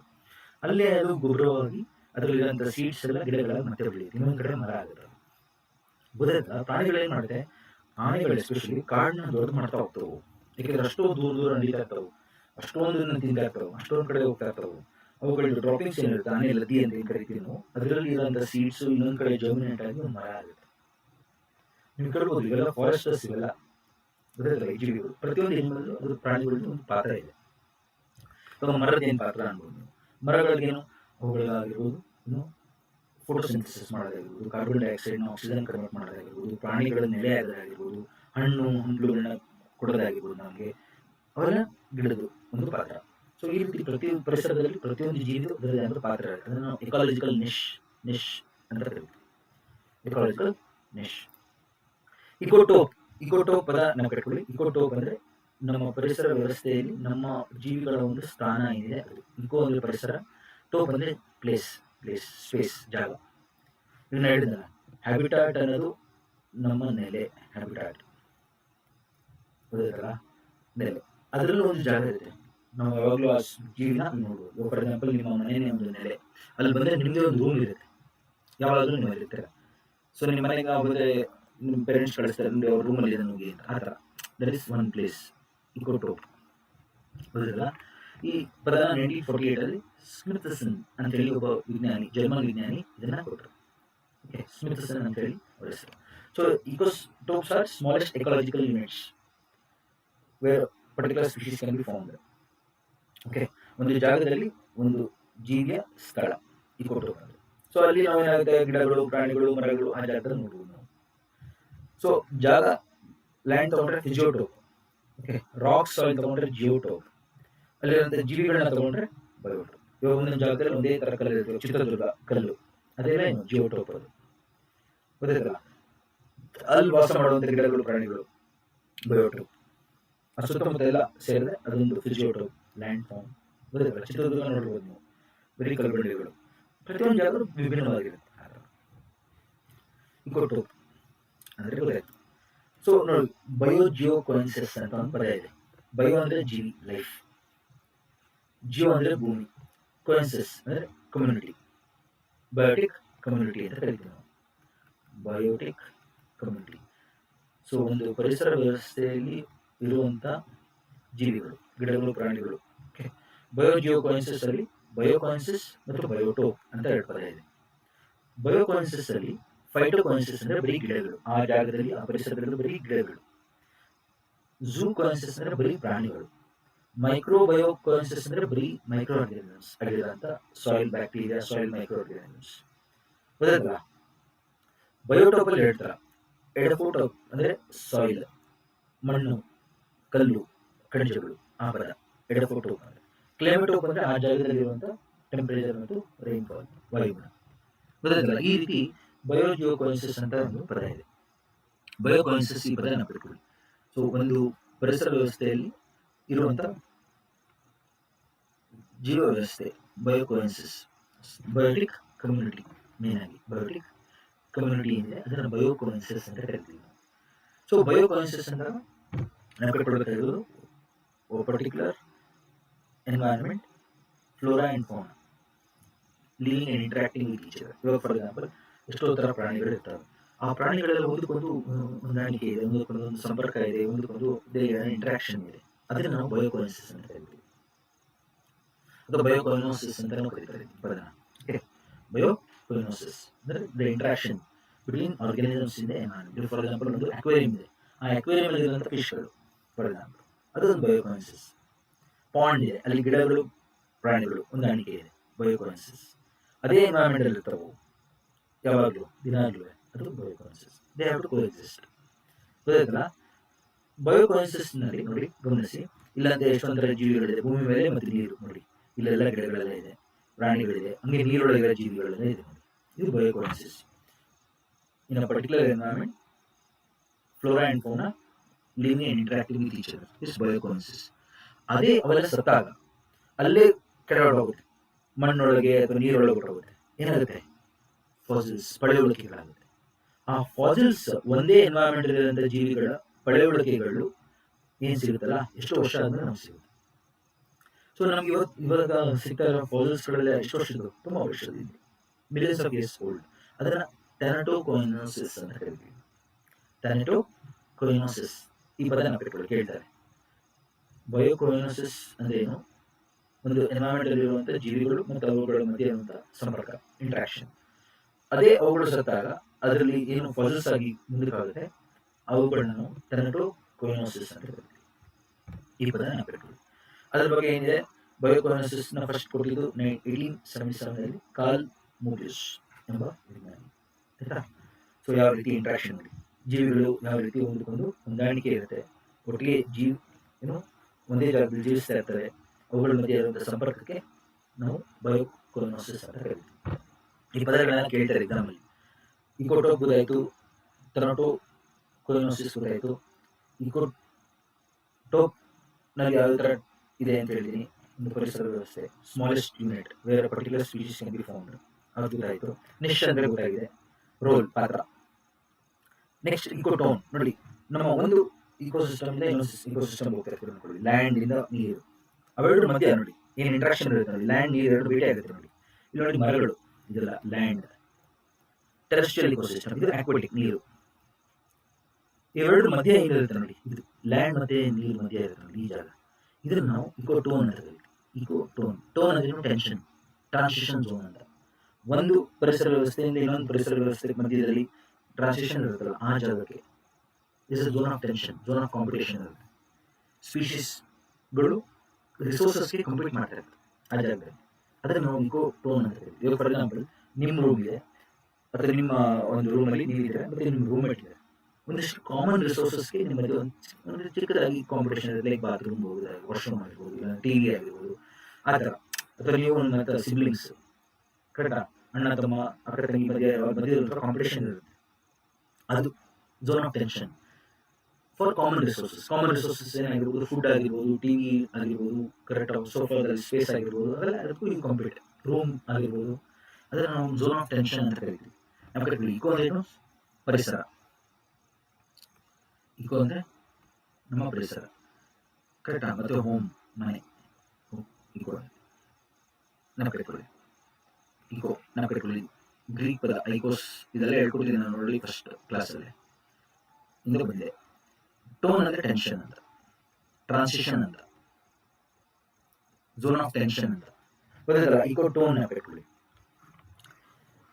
ನೋಡಿ. ಇಕೋಟೋನ್ ನಲ್ಲಿ ಇದು ನೋಡಿ, ಕಾಡು ಮತ್ತು ಗ್ರಾಸ್ ಲ್ಯಾಂಡ್. ಇದು ಗ್ರಾಸ್ ಲ್ಯಾಂಡ್, ಇದು ಇಲ್ಲಿ ಕಾಡು. ಫಾರೆಸ್ಟ್, ಫಾರೆಸ್ಟ್ ಅಲ್ಲಿ ದಟ್ಟವಾಗಿ ಗಿಡಗಳು ಮರಗಳು ಬೆಳೆಯೋದನ್ನ ಫಾರೆಸ್ಟ್ ಅಂತ ಕರೀತೀವಿ. Dense growth of plants and trees, ಇದು ಗ್ರಾಸ್ ಲ್ಯಾಂಡ್. ಅವೆರಡು ಮಧ್ಯೆ ಇರುತ್ತೆ ನೋಡಿ, ಇದು ಇಕೋಟೋನ್. ಇಲ್ಲಿ ತುಂಬಾ ಜಾಸ್ತಿ ಪ್ರಾಣಿಗಳು ಸಿಗ್ತವೆ ನಮಗೆ, ತುಂಬಾ ಪ್ರಾಣಿಗಳು ಸಿಗ್ತವೆ. ಹರ್ಬಿವರ್ಸ್ ಎಲ್ಲ ಬಂದ್ಬಿಡ್ತವೆ ಇಲ್ಲಿ, ಅದಕ್ಕೆ ಕಾರ್ನಿವರ್ಸ್ ಬಿಡ್ತವೆ. ಇದನ್ನ ನಾವು ಇಕೋಟೋನ್ ಅಂತ ಕರಿತೀವಿ. ಇಲ್ಲಿ ತುಂಬಾ ಜಾಸ್ತಿ ಜೀವಿಗಳು ಏನಿರ್ತಾವಲ್ಲ, ಇದನ್ನ ನಾವು ಎಡ್ಜ್ ಸ್ಪೀಶೀಸ್ ಅಂತ ಕರೀತೀವಿ. ಎಡ್ಜ್, ಪರಿಮಿತಿಯಲ್ಲಿರುವಂತಹ ಜೀವಿಗಳು, ಸ್ಪೀಶೀಸ್. ಎಡ್ಜ್, ಎಡ್ಜ್ ಅಲ್ಲಿರುವಂತಹ, ಎಡ್ಜ್ ಅಂದ್ರೆ ಪರಿಮಿತಿ, ಅರಣ್ಯ ಪರಿಮಿತಿ ಮತ್ತು ಹುಲ್ಲುಗಾವಲಿನ ಪರಿಮಿತಿಯಲ್ಲಿರುವಂತಹ ಜೀವಿಗಳು. ಓಕೆ, ಸೊ ಎರಡರದ್ದು ಪಾಪ್ಯುಲೇಷನ್ ಮೀಟ್ ಆಗ್ತಾ ಇರುತ್ತೆ, ಮೀಟ್ ಆಗಿ ಇಂಟ್ರಾಕ್ಟ್ ಆಗ್ತಾ ಇರುತ್ತೆ. ಇದನ್ನ ನಾವು ಎಡ್ಜ್ ಸ್ಪೀಶೀಸ್ ಅಂತ ಕರಿತೀವಿ. ಗೊತ್ತಾಗಲ್ಲ ನೋಡಿ, ಎರಡು ಸ್ಪೀಶೀಸ್ಗಳು ನೋಡಿ ಎಲ್ಲಿ ಇಂಟ್ರಾಕ್ಟ್ ಮಾಡ್ತಾ ಇದ್ದಾರೆ, ಈ ಮಧ್ಯದಲ್ಲಿ ಇರೋ ಜಾಗಕ್ಕೆ ಎಡ್ಜ್ ಸ್ಪೀಶೀಸ್ ಅಂತ ಕರಿತೀವಿ. ಎಡ್ಜ್ ಎಫೆಕ್ಟ್ ಅಂತ ಕರೀತಾರೆ. ಇಲ್ಲೇ ಒಂದು ಬೇರೆ ತರ ವಾತಾವರಣ ಇರುತ್ತೆ. ಸೊ ಇದನ್ನ ನೀವು ಗಮನಿಸಬೇಕು ಸ್ನೇಹಿತರೆ. ಎಡ್ಜ್ ಎಫೆಕ್ಟ್, ಎಡ್ಜ್ ಸ್ಪೀಶೀಸ್ ಅಂದ್ರೆ ಏನು ಅಂತ ಗೊತ್ತಾಯ್ತು. ಸೊ ಇಕೋಟೋನ್ ಅಂದ್ರೆ ಏನು ಅಂತ ಗೊತ್ತಾಗಿದೆ. ಇಲ್ಲ ಎಷ್ಟೊಂದು ಪದಗಳು ಕಲ್ತ್ರಿ ಇವತ್ತು, ಹೌದಲ್ಲ. ಸೊ ಇದೆಲ್ಲ ಪದಗಳು ನಿಮಗೆ ಸೈಂಟಿಫಿಕ್ ಆಗಿ ಹೇಳ್ಕೊಡ್ತಾ ಇದ್ದೀನಿ. ಸೊ ಸ್ವಲ್ಪ ಎಕ್ಸಾಂಪಲ್ ಇನ್ನೂ ಕೊಡ್ತೀನಿ, ಆದರೆ ನಿಮಗೆ ಇನ್ನೂ ನೀವು ರೆಡಿ ಇಲ್ಲ ಆ ಎಕ್ಸಾಂಪಲ್ಸ್ಗೆ. ಮುಂದಿನ ತರಗತಿಗಳಲ್ಲಿ ಇನ್ನೂ ಬರುತ್ತೆ ಎಕ್ಸಾಂಪಲ್ಸ್. ಇನ್ನೊಂದು ಪದ ಏನು, ಈ ಕ್ಯಾಡ್ ಅಥವಾ ಇಕೋಫೀನ್ ಅಂತ ಕರಿತೀವಿ. ಈ ಕ್ಯಾಡ್ ಅಥವಾ ಇಕೋಫೀನ್, ಇನ್ನೊಂದು ಇಕೋ ಟೈಪ್. ಓಕೆ, ಸೊ ಎರಡು ನೆನಪಿಟ್ಕೊಳ್ಳಿ ಸ್ನೇಹಿತರೆ, ಇಕೋ ಟೈಪ್ ಮತ್ತು ಇಕೋಫೀನ್. ಸೊ ಈ ಕ್ಯಾಡ್ ಅಥವಾ ಇಕೋಫೀನ್ ಅಂದ್ರೆ ತಾತ್ಕಾಲಿಕವಾಗಿ ಒಂದು ಜಾಗದಲ್ಲಿ ಆಗುವಂತಹ ದೈಹಿಕ ಬದಲಾವಣೆಗಳು, phenotypic changes that occur temporary in a species due to change in habitat ಬದಲಾವಣೆಯಿಂದ, ಇಲ್ಲ ವಾಯುಗುಣ ಬದಲಾಗ್ತಾ ಇರೋದ್ರಿಂದ ಕೆಲವು ದೈಹಿಕ ಬದಲಾವಣೆಗಳಾಗಬಹುದು ಸ್ವಲ್ಪ ಚಿಕ್ಕ ಮಟ್ಟದಲ್ಲಿ, ಅದು ತಾತ್ಕಾಲಿಕವಾಗಿ. ಅದನ್ನು ನಾವು ಈ ಕ್ಯಾಡ್ ಅಥವಾ ಇಕೋಫೀನ್ ಅಂತ ಕರಿತೀವಿ. ಇವಾಗ ಫಾರ್ ಎಕ್ಸಾಂಪಲ್ ನಾವು ಯಾವುದೋ ಒಂದು ಜಾಗಕ್ಕೆ ಹೋಗ್ತೀವಿ, ಆ ಜಾಗದಲ್ಲಿ ವಾಯುಗುಣ ಬೇರೆ ಇರುತ್ತೆ, ಸ್ವಲ್ಪ ದೈಹಿಕ ಬದಲಾವಣೆಗಳಾಗುತ್ತೆ. ಎಸ್ಪೆಷಲಿ ನಾವು ಬಿಸಿಲು ನಿಂತಿರ್ತೀವಿ ಅನ್ಕೊಳ್ಳಿ, ಒಂದು ತುಂಬ ಬಿಸಿಲಿರೋ ಜಾಗಕ್ಕೆ ಹೋಗ್ತೀವಿ, ನಮ್ಗೆ ಸ್ಕಿನ್ ಏನಾಗುತ್ತೆ, ಟ್ಯಾನ್ ಆಗುತ್ತೆ, ಮೆಲನಿನ್ ಪಿಗ್ಮೆಂಟೇಷನ್ ಹೆಚ್ಚಾಗುತ್ತೆ. ದಟ್ ಇಸ್ ಕಾಲ್ಡ್ ಈ ಕ್ಯಾಡ್ ಆರ್ ಇಕೋಫೀನ್. ಟೆಂಪರರಿ ಫಿನೋಟೋಪಿಕ್ ಚೇಂಜಸ್ ಅಂತ ಕರಿತೀವಿ ನಾವು, ಅಂದ್ರೆ ದೈಹಿಕ ಬದಲಾವಣೆಗಳು ತಾತ್ಕಾಲಿಕವಾಗಿ ಆಗುವುದನ್ನ ನಾವು ಈ ಕ್ಯಾಡ್ ಇಕೋಫೀನ್ ಅಂತ ಕರಿತೀವಿ. ಅಂಡ್ ಇಟ್ಸ್ ರಿವರ್ಸಿಬಲ್, ಅಂದ್ರೆ ಮತ್ತೆ ವಾಪಸ್ ಅದೇ ಜಾಗಕ್ಕೆ ಹೋಗಿ ಹಳೆ ಜಾಗಕ್ಕೆ ಬದಲಾವಣೆಗಳು ಸರಿ ಹೋಗುತ್ತೆ. ಇವಾಗ ನಾವು ಬಿಸಿಲಲ್ಲಿ ಇರ್ತೀವಿ, ತುಂಬಾ ಹೊತ್ತು ಅನ್ಕೊಳ್ಳಿ, ಫೀಲ್ಡ್ ಜಾಬ್ ಮಾಡ್ತಾ ಇರ್ತೀವಿ ಅನ್ಕೊಳ್ಳಿ, ಸ್ಕಿನ್ ಸ್ವಲ್ಪ ಟ್ಯಾನ್ ಆಗುತ್ತೆ. ಮತ್ತೆ ವಾಪಸ್ ನೀವು ಒರಿಜಿನಲ್ ಎನ್ವೈರನ್ಮೆಂಟ್ ಹೋದ ತಕ್ಷಣ ಅದು ಸ್ವಲ್ಪ ದಿವಸದಲ್ಲಿ ಸರಿ ಹೋಗುತ್ತೆ. ಅದು ಈ ಕ್ಯಾಡ್ ಅಥವಾ ಇಕೋಫೀನ್. ನೆನಪಿಟ್ಕೊಳ್ಳಿ ಸ್ನೇಹಿತರೆ, ಇದಕ್ಕೆ ಕನ್ನಡ ಪದ ಇಲ್ಲ. ಓಕೆ, ತಾತ್ಕಾಲಿಕವಾಗಿ ನಮ್ಮ ಪರಿಸರದಲ್ಲಿ ಆಗುವಂತ ದೈಹಿಕ ಬದಲಾವಣೆಗಳು, ಆಯ್ತಾ. ಅದೇ ಶಾಶ್ವತವಾಗಿ ನಮ್ಮ ಅನುವಂಶಿಕ ಬದಲಾವಣೆಗಳಾಗುತ್ತೆ ಅನ್ಕೊಳ್ಳಿ. ಒಂದು ಜಾಗದಲ್ಲಿ ತುಂಬಾ ವರ್ಷಗಳ ಕಾಲ ಒಂದು ಜೀವಿ ಇದ್ರೆ ಪರ್ಮನೆಂಟ್ ಆಗಿ ದೈಹಿಕ ಬದಲಾವಣೆ ಆಗುತ್ತೆ, ಮತ್ತು ನಮ್ಮ ಜೀನ್ ಅಂತ ಏನ್ ಕರಿತೀವಿ ನಾವು, ಅದರಲ್ಲೂ ಬದಲಾವಣೆ ಆಗುತ್ತೆ. ಅನುವಂಶಿಕ ಬದಲಾವಣೆಗಳಾಗುತ್ತೆ. ಅನುವಂಶಿಕ ಬದಲಾವಣೆಗಳಾದಾಗ ಏನಾಗುತ್ತೆ, ಜೀನ್ ಚೇಂಜ್ ಆದಾಗ ಏನಾಗುತ್ತೆ, ಸೊ ಪರ್ಮನೆಂಟ್ ಫೀಚರ್ ಅದು. ಇವಾಗ ಫಾರ್ ಎಕ್ಸಾಂಪಲ್ ನಾನು ಹೇಳ್ತೀನಿ ನೋಡಿ, ಮಾನವ ವಿಕಾಸದಲ್ಲಿ ಒಂದು ಪಂಗಡ ಹೋಗಿ ಮೊಂಗೊಲಾಯ್ಡ್ ಆಗಿ ಪರಿವರ್ತನೆ ಆಯಿತು. ಅವರು ಗೋಬಿ ಮರುಭೂಮಿ ಭಾಗದಲ್ಲಿ ವಾಸ ಮಾಡ್ತಾರೆ. ಗೋಬಿ ಮರುಭೂಮಿಯಲ್ಲಿ ಗಾಳಿ, ಧೂಳು, ಈಗಿನ ತರ ಕರ್ನಾಟಕ ಆಗಲಿ ಬಟ್ಟೆ ಆಗಲಿ ಇರ್ತಿರಲಿಲ್ಲ. ತುಂಬಾ ಜಾಸ್ತಿ ಧೂಳು ಬಂದು ಆ ಜಾಗದಲ್ಲಿ ಆ ಜನಗಳು ಯಾವಾಗಲೂ ಕಣ್ಣನ್ನು ಯಾವಾಗಲೂ ಈ ತರ ಮುಚ್ಚಿರ್ಬೇಕಾಗುತ್ತೆ. ಈ ತರ ರೆಪ್ಪೆಗಳನ್ನ ಯಾವಾಗಲೂ ಕ್ಲೋಸ್ ಮಾಡಬೇಕಾಗುತ್ತೆ. ಯಾಕೆಂದ್ರೆ ಅದ್ರ ಧೂಳನ್ನ ಬಂದಾಗ ನಿಮ್ಮ ಕಣ್ಣನ್ನು ಪ್ರೊಟೆಕ್ಟ್ ಮಾಡ್ಕೊಳ್ಬೇಕಾಗುತ್ತೆ.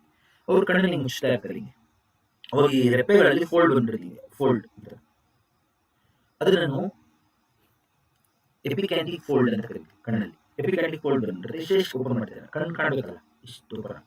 ಅದು ಪರ್ಮನೆಂಟ್ ಫೀಚರ್ ಉಳ್ಕೊಬಿಡುತ್ತೆ.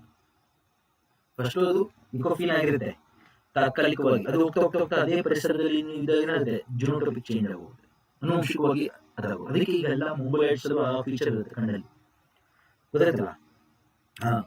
ಸೊ ಒಂದು ಸ್ಪೀಶೀಸ್ ಒಂದು ಜಾಗದಲ್ಲಿ ತುಂಬಾ ವರ್ಷಗಳ ಕಾಲ ಇದ್ದಾಗ ಅದರಲ್ಲಿ ಆಗುವಂತಹ ದೈಹಿಕ ಬದಲಾವಣೆ ಮತ್ತು ಅನುವಂಶಿಕ ಬದಲಾವಣೆಗಳನ್ನ ನಾವು ಇಕೋ ಟೈಪ್ ಅಂತ ಕರಿತೀವಿ. ಗೊತ್ತಾಯ್ತಲ್ಲ, ಇಕೋ ಟೈಪ್ ಈ ಪದ ನೆನಪಿಟ್ಕೊಳ್ಳಿ. ಇಕೋ ಟೈಪ್ ತೋರಿಸ್ತೀನಿ, ವರ್ಲ್ಡ್ ಅಲ್ಲಿ ಎಷ್ಟು ಇಕೋ ಟೈಪ್ಸ್, ಇಕೋ ರೀಜನ್ಸ್ ಇದೆ ಅಂತ ತೋರಿಸ್ತೀನಿ ನಾನು. ಇದು ಪರ್ಮನೆಂಟ್, ರಿವರ್ಸಿಬಲ್ ಅಲ್ಲ, ಇದು ಕ್ಯಾನ್ ಬಿ ರಿವರ್ಸ್. ಇದು ತುಂಬಾ ಕಷ್ಟ ಇದೆ, ರಿವರ್ಸ್ ಆಗೋದಿಲ್ಲ. ಇವಾಗ ಜೀವಿಗಳಲ್ಲಿ ನೋಡಿ, ಹುಲಿಗಳಲ್ಲಿ ಎಷ್ಟೋ ಜಾತಿ ಹುಲಿಗಳಿದ್ವು ಮೊದಲು, ಈಗ ಬರೀ 6 ಇದೆ. ಮೊದಲು 9 ಇತ್ತು, 9ರಲ್ಲಿ ಈಗ 6 ಉಳಿದಿದೆ. ಯೋಚನೆ ಮಾಡಿ, ಬೆಂಗಾಲ್ ಟೈಗರ್ ಉಳಿದಿದೆ, ಇಂಡೋ ಚೈನೀಸ್ ಟೈಗರ್ ಉಳಿದಿದೆ, Siberian tiger, South China tiger, Sumatra tiger, Malaysian tiger ಉಳ್ಕೊಂಡಿದೆ ಈಗ. ಸೊ ಬಾಲಿಯಲ್ಲಿ ಟೈಗರ್ ಎಕ್ಸ್ಟೆಂಟ್ ಆಯಿತು, ಕ್ಯಾಸ್ಪಿಯನ್ ಟೈಗರ್ ಎಕ್ಸ್ಟೆಂಟ್ ಆಗಿದೆ, ಜಾವನ್ ಟೈಗರ್. ಏನಕ್ಕೆ ಹ್ಯಾಬಿಟಾಟ್ ಇಲ್ಲ, ಮತ್ತೆ ಪ್ರೇ ಬೇಸ್ ಇಲ್ಲ, ಮತ್ತೆ ಪೋಚಿಂಗ್, ಹಂಟಿಂಗ್, ಮತ್ತೆ ಮಾನವ ಜನಸಂಖ್ಯೆ ಹೆಚ್ಚಾಗ್ತಾ ಇರೋದು, ಈ ಎಲ್ಲ ಕಾರಣಗಳಿಂದ ಹುಲಿಗಳ ಸಂಖ್ಯೆ ಕಮ್ಮಿ ಆಗ್ತಾ ಇದೆ. ಇವಾಗ 6 ಸ್ಪೀಶೀಸ್ಗಳು ಮಾತ್ರ ಟೈಗರ್ ಸಬ್ ಸ್ಪೀಶೀಸ್ ಉಳ್ಕೊಂಡಿದೆ ನಮಗೀಗ, ನೆನಪಿಟ್ಕೊಳ್ಳಿ ಸ್ನೇಹಿತರೆ, ಗೊತ್ತಾಯ್ತಲ್ಲ. ಸೊ ಈ ಆನೆಗಳು ನೋಡಿ, ಆಫ್ರಿಕನ್ ಎಲಿಫೆಂಟ್, ಏಷ್ಯನ್ ಎಲಿಫೆಂಟ್, ಗೊತ್ತಾಯ್ತಲ್ಲ. ಏಷ್ಯನ್ ಎಲಿಫೆಂಟ್ ನಲ್ಲಿ ನೋಡಿ ಕೆಲವು ವ್ಯತ್ಯಾಸಗಳನ್ನ ಗಮನಿಸಬಹುದು. ಬಣ್ಣ, ಕಲರ್ ನೋಡಿ ಅದರದ್ದು. ಇದು ಆಫ್ರಿಕನ್ ಎಲಿಫೆಂಟ್ ಬಣ್ಣ ನೋಡಿ, ಇದು ಏಷ್ಯನ್ ಎಲಿಫೆಂಟ್ ಬಣ್ಣ ನೋಡಿ. ಪಿಗ್ಮೆಂಟೇಷನ್ ನೋಡಿ, ಕಲರ್ ಗೊತ್ತಾಗುತ್ತೆ, ಪಿಗ್ಮೆಂಟೇಷನ್ ಒಂದು. ಇನ್ನೊಂದು ತಲೆಯಲ್ಲಿ ಈ ತರ ಡೆಂಟ್ ಇದೆ ನೋಡಿ ಏಷ್ಯನ್ ಎಲಿಫೆಂಟ್ ಅಲ್ಲಿ. ಇದು ಆಫ್ರಿಕನ್ ಎಲಿಫೆಂಟ್ ಅಲ್ಲಿ ಒಂದೇ ಒಂದು ಡೂಮ್ ಶೇಪ್ ಇದೆ ನೋಡಿ. ಅಂದ್ರೆ ಆ ಜಾಗದಲ್ಲಿ ಇರುವಂತಹ ವಾಯುಗುಣ, ಕ್ಲೈಮೇಟ್, ಅವುಗಳ ಹ್ಯಾಬಿಟಾಟ್ ಪ್ಲಸ್ ಆ ಜಾಗದಲ್ಲಿ ಇರುವಂತಹ ಆಹಾರ ಅವುಗಳದ್ದು, ಗೊತ್ತಾಯ್ತಲ್ಲ. ಸೊ ಅದನ್ನೆಲ್ಲ ಅದ್ರ ಮೇಲೆ ಡಿಸೈಡ್ ಆಗ್ತಾವೆ. ಸೊ ಈ ರೀತಿ ಬದಲಾವಣೆಗಳು. ಆಮೇಲೆ ಅವುಗಳಲ್ಲಿ ನೋಡಿ, ಬೆನ್ನು ಈ ಭಾಗದಲ್ಲಿ ಇರುವಂತ ನೋಡಿ, ಆಫ್ರಿಕನ್ ಏಷ್ಯನ್ ಎಲಿಫೆಂಟ್ ಅಲ್ಲಿ ಯಾವ ರೀತಿ ಇದೆ ನೋಡಿ. ಆಫ್ರಿಕನ್ ಎಲಿಫೆಂಟ್ ಅಲ್ಲಿ ಹಿಂಗ್ ಹೋಗುತ್ತೆ, ಇಲ್ಲಿ ತಗ್ಗು ಬರುತ್ತೆ, ಹಿಂಗೆ ಬೆನ್ನಲ್ಲಿ ಗೋಲಿ ಬರುತ್ತೆ. ಆದ್ರೆ ಏಷ್ಯನ್ ಎಲಿಫೆಂಟ್ ಅಲ್ಲಿ ಇಲ್ಲೇ ಇದೆ ನೋಡಿ, ಕತ್ತತ್ರ ಹಿಂಗೆ ಗಮನಿಸಿ, ಗೊತ್ತಾಯ್ತಲ್ಲ. ಸೈಜ್ ವೈಸ್ ಅಷ್ಟೇ, ಸೈಜ್ ಆಫ್ರಿಕನ್ ಎಲಿಫೆಂಟ್ ದೊಡ್ಡದು, ಏಷ್ಯನ್ ಎಲಿಫೆಂಟ್ ಚಿಕ್ಕದು. ಸೊಂಡು ನೋಡಿ, ಟ್ರಂಕ್ ಅಲ್ಲಿ 2 ಫಿಂಗರ್ಸ್ ಇರುತ್ತೆ ಇಲ್ಲಿ ಮುಂದೆ, ಇನ್ನೊಂದು ಫಿಂಗರ್ ಇರುತ್ತೆ, ಇನ್ನೊಂದು ಫಿಂಗರ್ ಇರುತ್ತೆ ಇಲ್ಲಿ ಟ್ರಂಕ್ ಅಲ್ಲಿ. ಯಾಕಂದ್ರೆ ಆಫ್ರಿಕಾದಲ್ಲಿ ಹುಲ್ಲು ಗ್ರಾಸಸ್ ಎಲ್ಲ ತಿಳಿಬೇಕಲ್ಲ, ಅಲ್ಲಿಗೆ ಜಾಸ್ತಿ ಗ್ರಿಪ್ ಬೇಕು. ಇಂಡಿಯಾದಲ್ಲಿ ಮುಂದೆ ಫಿಂಗರ್ಸ್ ಒಂದೇ ಒಂದಿರುತ್ತೆ ಹಿಂಗೆ, ಈ ತರ ಇರುತ್ತೆ ಫಿಂಗರ್, ಟ್ರಂಕ್ ಫಿಂಗರ್ ಅಂತ ಕರೀತೀವಿ. ಟ್ರಂಕ್ ಮುಂದೆ ಭಾಗದಲ್ಲಿರುವಂತಹ ಫಿಂಗರ್ಸ್, ಗೊತ್ತಾಯ್ತಲ್ಲ. ಈ ರೀತಿ ಆನೆಗಳಲ್ಲಿ ವ್ಯತ್ಯಾಸ ಇದೆ. ಏನಾಗುತ್ತೆ, ಆ ಜಾಗದಲ್ಲಿರುವಂತಹ ವಾಯುಗುಣ ಮತ್ತು ಯಾವ ರೀತಿ ಅದು ಜಿನೋಟೋಪಿಕ್ ಬದಲಾವಣೆಗಳಾಗಿದೆ. ಇದು ರಿವರ್ಸಿಬಲ್ ಅಲ್ಲ, ಪರ್ಮನೆಂಟ್, ಶಾಶ್ವತ ಬದಲಾವಣೆಗಳಿದು, ಗೊತ್ತಾಯ್ತಲ್ಲ. ಹಂಗೆ ನೋಡಿ, ಇವು 3 ಏನು ನೀವು ನೋಡಿದ ತಕ್ಷಣ ಎಲ್ಲ ಒಂದೇ ಅಂತ ಅನ್ಸುತ್ತೆ. ಆದರೆ ಇಲ್ಲಿ ನೋಡಿ, ಇಲ್ಲಿ ಬರುತ್ತೆ ನೋಡಿ, ಇದು ಲೆಪರ್ಡ್, ಚಿರತೆ, ಇದು ಚೀತಾ, ಇದು ಜಾಗ್ವಾರ್ ನೋಡಿ ಹಿಂಗಿದೆ. ಸೊ ಹೆಂಗೆ ಹೇಳಿದ್ವಿ ನಾವು ಅಂದ್ರೆ, ಇದು ಒಂದು ಚೀತಾದಲ್ಲಿ ಈ ತರ ಕಣ್ಣಲ್ಲಿ ಮಾರ್ಕ್ ಇರುತ್ತೆ ನೋಡಿ, ಕಣ್ಣಿಂದ ಟೇರ್ ಲೈನ್ ಅಂತ ಕರಿತೀವಿ, ಕಪ್ಪು ಕಲರ್ ಲೈನ್ ಇರುತ್ತೆ, ಕಣ್ಣಿಂದ ಹಿಂಗಿರುತ್ತೆ, ಚೀತಾದಲ್ಲಿ ಇರುತ್ತೆ. ಇದರಲ್ಲಿ ಇರಲ್ಲ, ಇವೆರಡರಲ್ಲಿ ಇರಲ್ಲ. ಒಂದು ಜೊತೆಗೆ ಬಿಲ್ಟ್ ನೋಡಿ, ಇದ್ರ ಲಾರ್ಜ್ ಸೈಜ್, ಅದಕ್ಕಿಂತ ದೊಡ್ಡದು ಇದು ಜಾಗ್ವಾರ್. ಜಾಗ್ವಾರ್ಸ್ ಆರ್ ಇವನ್ ಲಾರ್ಜರ್. ಜೊತೆಗೆ ಅದ್ರ ಮೇಲೆ ಮಾರ್ಕ್ ಇರುತ್ತೆ ನೋಡಿ, ಸ್ಕಿನ್ ಮೇಲೆ ಮಾರ್ಕ್ ಇರುತ್ತೆ ನೋಡಿ, ಇದೊಂಥರ ಈ ತರ ಮಾರ್ಕ್ ಇರುತ್ತೆ ನಿಮಗೆ, ಆಯ್ತಾ? ಅದರ ಒಂದು ಮಾರ್ಕ್ ಇರುತ್ತೆ ನೋಡಿ, ಪಾಲಿಗಾನ್ ಶೇಪ್ ಅಲ್ಲಿ ಮಾರ್ಕ್ ಇರುತ್ತೆ. ರೊಸೆಟೆ ಅಂತ ಕರಿತೀವಿ ನಾವು, rosetta, ROSETT, rosette. Rosettes are marks on the skin of the pelt, pelt ಮೇಲೆ ಇರುವಂತ ಮಾರ್ಕ್. ಇದರಲ್ಲಿ ಜಾಗ್ವಾರ್ಗಳಲ್ಲಿ ನೋಡಿ, ಅದ್ರ ಮೇಲೆ ಹಿಂಗೆ ರೊಸೆಟೆಗಳಲ್ಲಿ ಮಧ್ಯದಲ್ಲಿ ಡಾಟ್ ಕೂಡ ಬರುತ್ತೆ ಮಧ್ಯದಲ್ಲಿ, ಗೊತ್ತಲ್ಲ? ಈ ರೀತಿ ನಾವು ಅವುಗಳ ಮೇಲೆ ರೊಸೆಟೆ ಹೆಂಗಿರುತ್ತೆ ನೋಡಿ ಅದ್ರದ್ದು ಮಾರ್ಕ್ ಇಲ್ಲಿ ನೋಡಿ, ಗೊತ್ತಾಗುತ್ತೆ ನಿಮಗೆ. ಚೀತಾದಲ್ಲಿ ಟಿಯರ್ ಲೈನ್ ಇರುತ್ತೆ ಕಣ್ಣಲ್ಲಿ, ಜೊತೆಗೆ ಒಂದೇ ಒಂದು ಚಿಕ್ಕ ಡಾಟ್ ಇರುತ್ತೆ. ಇದರಲ್ಲಿ ನೋಡಿ, ಲೆಪರ್ಡ್ ಅಲ್ಲಿ ನೋಡಿ ಹಿಂಗಿರುತ್ತೆ, ಪಾಲಿಗಾನ್ ಶೇಪ್ ಇರುತ್ತೆ. ಓಕೆ, ಜಾಗ್ವಾರ್ ಅಲ್ಲಿ ಒಂದು ಡಾಟ್ ಬಂದ್ಬಿಡುತ್ತೆ ಮಧ್ಯದಲ್ಲಿ, ಹಾರ್ಟ್ ಶೇಪ್ ಅಲ್ಲಿ ಇರುತ್ತೆ, ಅಥವಾ ರೋಸ್ ಆಕಾರದಲ್ಲಿ ಇರುತ್ತೆ, ಮಧ್ಯದಲ್ಲಿ ಒಂದು ಡಾಟ್ ಇರುತ್ತೆ ನೋಡಿ, ಡಾಟ್, ಇದು ಜಾಗ್ವಾರ್, ಆಯ್ತಾ? ಜಾಗ್ವಾರ್ ಹ್ಯಾಬಿಟಾಟ್ ನೋಡಿ, ಚೀತಾ ನಮ್ಗೆ ಸಿಗದೆ ಈ ಭಾಗದಲ್ಲಿ, ಆಫ್ರಿಕಾ ಮೀನು ಸ್ವಲ್ಪ ಏಷ್ಯಾದಲ್ಲಿ ಎಕ್ಸ್ಟೆಂಡ್ ಆಗಿದೆ ಎಲ್ಲ ಕಡೆ, ಆಯ್ತಾ? ಲೆಪರ್ಡ್ ನೋಡಿ, most of the leopards are in Asia ಮತ್ತು ಆಫ್ರಿಕಾ ಮೇನ್ ಆಗಿ, ಮತ್ತು west Asia, south Asia, east Asia leopards. ಆದ್ರೆ ಜಾಗ್ವಾರ್ಗಳೆಲ್ಲ ಇರೋದಲ್ಲ ಸೆಂಟ್ರಲ್ ಅಮೆರಿಕಾ, ಸೌತ್ ಅಮೆರಿಕಾ, ಆಯ್ತಾ? ಜ್ಞಾಪಕ ಸ್ನೇಹಿತರೆ, ಎಕ್ಸಾಂಪಲ್ ಗ್ಯಾರಂಟಿ ಕೇಳ್ತಾರೆ, ಇದನ್ನ ಯಾವ ರೀತಿ ನೀವು ಇದನ್ನ ಜ್ಞಾಪಕ ಅದನ್ನ ನೋಡಿ. ಇದೆಲ್ಲ ಏನು ಪರ್ಮನೆಂಟ್ ಆಗುವಂತ ಬದಲಾವಣೆಗಳಿದು, ಗೊತ್ತಾಯ್ತಲ್ಲ? ಓಕೆ, ಸೊ ಇವಾಗ ನೋಡಿ, ಆಫ್ರಿಕನ್ ಲಯನ್ ಮತ್ತು ಏಷ್ಯಾಟಿಕ್ ಲಯನ್, ಆಫ್ರಿಕನ್ ಮತ್ತು ಏಷ್ಯಾಟಿಕ್ ಲಯನ್ಗಳನ್ನ ನಾವು ಇಲ್ಲಿ ಗಮನಿಸಬೇಕು. ಓಕೆ, ಇಲ್ಲಿ ಗಮನಿಸಿ, ಆಫ್ರಿಕನ್ ಲಯನ್ ತುಂಬಾ ಸೈಜ್ ದೊಡ್ಡದು ಏಷ್ಯನ್ ಲಯನ್ ಇಂದ. ಇದು ಎರಡು ಮೇನ್ ಸ್ಪೀಶೀಸ್ ಗಳನ್ನ ತಗೊಂಡಿದ್ದೀವಿ ನೋಡಿ. ಅದ್ರ ಮೇನ್ ನೋಡಿ, ಗಡ್ಡ ಮೀಸೆ ಎಲ್ಲ ಇರ್ತಾರೆ ನೋಡಿ, ಇದು ಮೇನ್ ಜಾಸ್ತಿ ಇರುತ್ತೆ ಇದ್ರಲ್ಲಿ ನೋಡಿ. ಸೊ ಇದೆಲ್ಲ ಆ ಜಾಗಕ್ಕೆ ಹೊಂದ್ಕೊಂಡು ಆಗಿರುವಂತ ದೈಹಿಕ ಬದಲಾವಣೆಗಳು, ಪರ್ಮನೆಂಟ್ ಚೇಂಜಸ್ ಇವೆಲ್ಲ. ಸೈಜ್ ನೋಡಿ, ಸೊ ಎಕ್ಸಾಂಪಲ್ ಕೊಡ್ತಾ ಇದ್ದೀನಿ, ಸೊ ದಟ್ ನಿಮಗೆ ಸ್ವಲ್ಪ ಬೇಗ ಅರ್ಥ ಆಗಲಿ ಅಂತ. ಅವಾಗ ನೋಡಿ, ನಿಮಗೆ ಬಯೋಟೋಪ್ ಅರ್ಥ ಆಗುತ್ತೆ, ಇಕೋಟೋಪ್ ಅರ್ಥ ಆಗುತ್ತೆ, ಜೊತೆಗೆ ಈ ಕ್ಯಾಡ್ ಅಂದ್ರೆ ಅರ್ಥ ಆಗುತ್ತೆ, ಇಕೋಟೈಪ್ ಅರ್ಥ ಆಗುತ್ತೆ, ಆಯ್ತಾ? ಈ ರೀತಿ ಜಗತ್ತಿನಾದ್ಯಂತ ನಮಗೆ ತುಂಬಾ ಜಾಸ್ತಿ ವೈವಿಧ್ಯತೆ ಇದೆ, ಡೈವರ್ಸಿಟಿ ಇದೆ. ಸೊ ಆ ದೇಶಗಳಲ್ಲಿ, ಯಾವ ದೇಶಗಳಲ್ಲಿ ಅತಿ ಹೆಚ್ಚು ವೈವಿಧ್ಯತೆ ಇರುತ್ತೆ ಅದನ್ನು ನಾವು ಮೆಗಾ ಡೈವರ್ಸ್ ಕಂಟ್ರೀಸ್ ಅಂತ ಕರಿತೀವಿ. ಮೆಗಾ ಡೈವರ್ಸ್, ಇವಾಗ 17 ಮೆಗಾ ಡೈವರ್ಸ್ ಕಂಟ್ರೀಸ್ ಇದೆ ಅಂತ ಹೇಳಿ ಕನ್ಸರ್ವೇಷನ್ ಇಂಟರ್ನ್ಯಾಷನಲ್ ಎಂಬ ಸಂಸ್ಥೆ ಪತ್ತೆ ಹಚ್ಚಿದೆ. ಕನ್ಸರ್ವೇಷನ್ ಇಂಟರ್ನ್ಯಾಷನಲ್ ಎಂಬ ಸಂಸ್ಥೆ 1987 ನಲ್ಲಿ ನಾನ್ ಪ್ರಾಫಿಟ್ ಆರ್ಗನೈಸೇಷನ್ ಆಗಿ ಅರ್ಲಿಂಗ್ಟನ್, ವರ್ಜೀನಿಯಾ, US ನಲ್ಲಿ ಸ್ಥಾಪನೆ ಆಯಿತು, ಆಯ್ತಾ? ಅರ್ಲಿಂಗ್ಟನ್, ವರ್ಜೀನಿಯಾ, USA 1987 ನಲ್ಲಿ. ಇವರು ಯಾವ್ಯಾವ ದೇಶಗಳಲ್ಲಿ ಮುಖ್ಯವಾಗಿ ವೈವಿಧ್ಯತೆ ಜಾಸ್ತಿ ಇದೆ ಹೆಂಗ್ ಪತ್ತೆ ಹಚ್ಚೋದು ಅಂದ್ರೆ, ಯಾವ ಜಾಗದಲ್ಲಿ ಅತಿ ಹೆಚ್ಚು ಗಿಡಗಳಿದೆ, ಎಂಡಮಿಕ್, ನೇಟಿವ್, ಸ್ಥಳೀಯ, ಎಂಡಮಿಕ್ ಅದೇನು ನೇಟಿವ್ ತಳಿಗಳಿದೆ ಗಿಡಗಳು, ಮೇನ್ ಆಗಿ 5,000 ಅಟ್ಲೀಸ್ಟ್ ಮಿನಿಮಮ್ 5,000 ಎಂಡಮಿಕ್ ಪ್ಲಾಂಟ್ಸ್ ಇರಬೇಕು. ಜೊತೆಗೆ ಕರಾವಳಿ ತೀರ ಇರಬೇಕು, ಮರೈನ್ ಇಕೋಸಿಸ್ಟಮ್ ಇರಬೇಕು, ಕರಾವಳಿ ತೀರ ಇರಬೇಕು. ಜ್ಞಾಪಕಕೊಳ್ಳಿ, ಮೆಗಾ ಡೈವರ್ಸ್ ಕಂಡಿದ್ದಕ್ಕೆ ಮೇನ್ ಕಂಡೀಷನ್ ಒಂದು, ಅಟ್ಲೀಸ್ಟ್ ಮಿನಿಮಮ್ 5,000 ಎಂಡಮಿಕ್ ಪ್ಲಾಂಟ್ಸ್ ಇದ್ದು, ಸ್ಥಳೀಯ ಗಿಡಗಳಿದ್ದು, ಕರಾವಳಿ ತೀರ ಇರಬೇಕು, ಕರಾವಳಿ ವ್ಯವಸ್ಥೆ, ಪರಿಸರ ವ್ಯವಸ್ಥೆ ಇರಬೇಕು. 2 ಕಂಡೀಷನ್ ಇದೆ, ಗೊತ್ತಾಯ್ತಲ್ಲ? ಇದನ್ನ ಹಾಟ್ ಸ್ಪಾಟ್ಸ್ ಜೊತೆ ಕನ್ಫ್ಯೂಸ್ ಮಾಡ್ಕೊಳ್ಳಿ, ಇದು ಮೆಗಾ ಡೈವರ್ಸ್ ನಾನು ಹೇಳ್ತಾ ಇರೋದು. ಕನ್ಸರ್ವೇಷನ್ ಇಂಟರ್ನ್ಯಾಷನಲ್ ಅವರು 2 ಕಂಡೀಷನ್ ನೋಡಿ 17 ದೇಶಗಳನ್ನ ಪತ್ತೆ ಹಚ್ಚಿದ್ದಾರೆ. ಅದರಲ್ಲಿ ಭಾರತ ಕೂಡ ಇದೆ. ಯಾಕೆಂದ್ರೆ ಭಾರತ ನೋಡಿ, ಮುಕ್ಕಾಲು ಭಾಗ ಇರೋದೆಲ್ಲ ಉಷ್ಣವಲಯದಲ್ಲಿರುವ ದೇಶಗಳೇ ನೋಡಿ, ಟ್ರಾಪಿಕಲ್ 30 ರಿಂದ 32 ಬರುವಂತ ದೇಶಗಳೇ ಜಾಸ್ತಿ ಇದೆ. ಯಾಕೆಂದ್ರೆ ಉಷ್ಣವಲಯದಲ್ಲಿ ಬಿಸಿಲು, ಗಾಳಿ, ಮಳೆ, ಮೇನ್ ಆಗಿ ಬಿಸಿಲು ಮತ್ತು ಮಳೆ ಜಾಸ್ತಿ ಇರೋದ್ರಿಂದ ಈ ಭಾಗದಲ್ಲಿ ನಮಗೆ ಜಾಸ್ತಿ ಜೀವ ವೈವಿಧ್ಯತೆ ಇರೋದು, ಜೀವರಾಶಿ ಇರೋದು. ಇಲ್ಲಿ ನೋಡಿ ಸ್ನೇಹಿತರೆ, ಮೊದಲಾಗಿ ಭಾರತ ಫಸ್ಟ್ ನೋಡಿ, ಹಂಗೆ ಚೈನಾ 2ನೇದು, 3 ಮಲೇಷ್ಯಾ ನೋಡಿ, 4 ಇಂಡೋನೇಷ್ಯಾ, 5 ಫಿಲಿಪೀನ್ಸ್. ಏಷ್ಯಾದಲ್ಲಿ 5 ಇದೆ, ಏಷ್ಯಾದಲ್ಲಿ 5 ದೇಶಗಳು. ಹಂಗೆ ಇಲ್ಲಿ ನೋಡಿ, ಪಾಪುವಾ ನ್ಯೂ ಗಿನಿ ಮತ್ತು ಆಸ್ಟ್ರೇಲಿಯಾ. ಪಾಪುವಾ ನ್ಯೂ ಗಿನಿ ಕಾಣ್ತಾ ಇಲ್ಲ ನಮಗೆ, ಪಾಪುವಾ ನ್ಯೂ ಗಿನಿ ನಾನು ಹಿಂದೆ ಆಸ್ಟ್ರೇಲಿಯಾ ಮ್ಯಾಪ್ ಬಂದ್ಬಿಡುತ್ತೆ, 6 ಮತ್ತು 7. ಓಷನಿಯಾ ಭಾಗದಲ್ಲಿ 2, ಪಾಪುವಾ ನ್ಯೂ ಗಿನಿ ಮತ್ತು ಆಸ್ಟ್ರೇಲಿಯಾ. ಆಫ್ರಿಕಾದಲ್ಲಿ ನೋಡಿ, ಡೆಮೊಕ್ರೆಟಿಕ್ ರಿಪಬ್ಲಿಕ್ ಆಫ್ ಕಾಂಗೋ ಕರೆಕ್ಟಾ 8 ಮತ್ತು ಮಡಗಾಸ್ಕರ್ 9, ಸೌತ್ ಆಫ್ರಿಕಾ 10. ನೋಡಿ, 3 ದೇಶಗಳು ಆಫ್ರಿಕಾದಲ್ಲಿ. ಹಂಗೆ ಉತ್ತರ ಅಮೆರಿಕದಲ್ಲಿ ನೋಡಿ ಅಲಾಸ್ಕಾ US ಒಂದಾಗುತ್ತೆ. ಎಷ್ಟು 11 ಮೆಕ್ಸಿಕೋ 12. ಆಯ್ತಾ. ಸೊ ಉತ್ತರ ಅಮೆರಿಕದಲ್ಲಿ, ನಾರ್ತ್ ಅಮೆರಿಕದಲ್ಲಿ 2. ನೆಕ್ಸ್ಟ್ ನೋಡಿ ವೆನೆಜುವಾಲಾ 13, ಕೊಲಂಬಿಯಾ 14, 15 ಈಕ್ವೆಡೋರ್, 16 ಪೆರು, 17 ಬ್ರಾಜಿಲ್. ಗೊತ್ತಾಯ್ತಲ್ಲ. 5 ಸೌತ್ ಅಮೆರಿಕದಲ್ಲಿ, ದಕ್ಷಿಣ ಅಮೆರಿಕದಲ್ಲಿ 5 ದೇಶಗಳಿವೆ. ಇದನ್ನು ಕೇಳ್ತಾರೆ ಎಕ್ಸಾಂಪಲ್. ಮೆಗಾ ಡೈವರ್ಸ್ ಕಂಟ್ರೀಸ್ ಯಾವ ಕಂಟ್ರಿಯಲ್ಲಿ ಜಾಸ್ತಿ? ಏಷ್ಯಾ ಮತ್ತು ದಕ್ಷಿಣ ಅಮೆರಿಕದಲ್ಲಿ ಜಾಸ್ತಿ. ಯಾವ್ಯಾವ ದೇಶಗಳು ಕೇಳ್ತಾರೆ? ಈ 17 ದೇಶಗಳು ಪಟ್ಟಿ ಮಾಡಿ ಬೇಗ. Mega diverse countries. ಆಯ್ತಾ, ಗೊತ್ತಾಯ್ತು. ನೋಡಿ, ಭಾರತದಲ್ಲಿ ಅರಣ್ಯಗಳ ಬಗ್ಗೆ ನೋಡೋಣ. ನಾನು ಯಾಕೆಂದ್ರೆ ಈಗ ಬರುವಂತಹ ಪರೀಕ್ಷೆಗಳಿಗೆ ಇಂಪಾರ್ಟೆಂಟ್ ಟಾಪಿಕ್ಸ್ ಗಳನ್ನ ಕವರ್ ಮಾಡ್ತಾ ಇದ್ದೀನಿ. ಮುಖ್ಯವಾದಂತಹ ಟಾಪಿಕ್ಸ್ ಗಳಿವೆಲ್ಲ. ಫಾರೆಸ್ಟ್ ಕವರ್, ಅರಣ್ಯದಲ್ಲಿ ಯಾವ ರೀತಿ ಇದೆ. ನಾವು ಫಾರೆಸ್ಟ್ ಕವರ್ ನಾವು ಯಾವ ರೀತಿ ಡಿವೈಡ್ ಮಾಡ್ತೀವಿ? ನಾರ್ಮಲ್ ಆಗಿ ಫಾರೆಸ್ಟ್ ಅಂದ್ರೆ ಏನು? ದಟ್ಟವಾಗಿ ಗಿಡ ಮರಗಳು ಬೆಳೆಯುವಂತಹ ಜಾಗಕ್ಕೆ ಫಾರೆಸ್ಟ್ ಅಂತ ಕರೀತೀವಿ. Dense growth of plants and trees is called forest normal ಆಗಿ. ಆದ್ರೆ ಅದಕ್ಕೊಂದು ಡೆಫಿನೇಷನ್ ಇದೆ, ಕನ್ನಡದಕ್ಕೊಂದು ವಿಧಾನ ಇದೆ. ಅದನ್ನ ನೋಡಿ, 4 ತರ ಫಾರೆಸ್ಟ್ ಕವರ್ ಡಿವೈಡ್ ಮಾಡ್ತೀವಿ. ಮೇನ್ ಆಗಿ 3: very dense forest, moderately dense forest ಮತ್ತು open forest. 3 open forest. Scrub ಅನ್ನೋದನ್ನ ನಾವು ಕಾಡು ಅಂತ ಕರೆಯಲ್ಲ.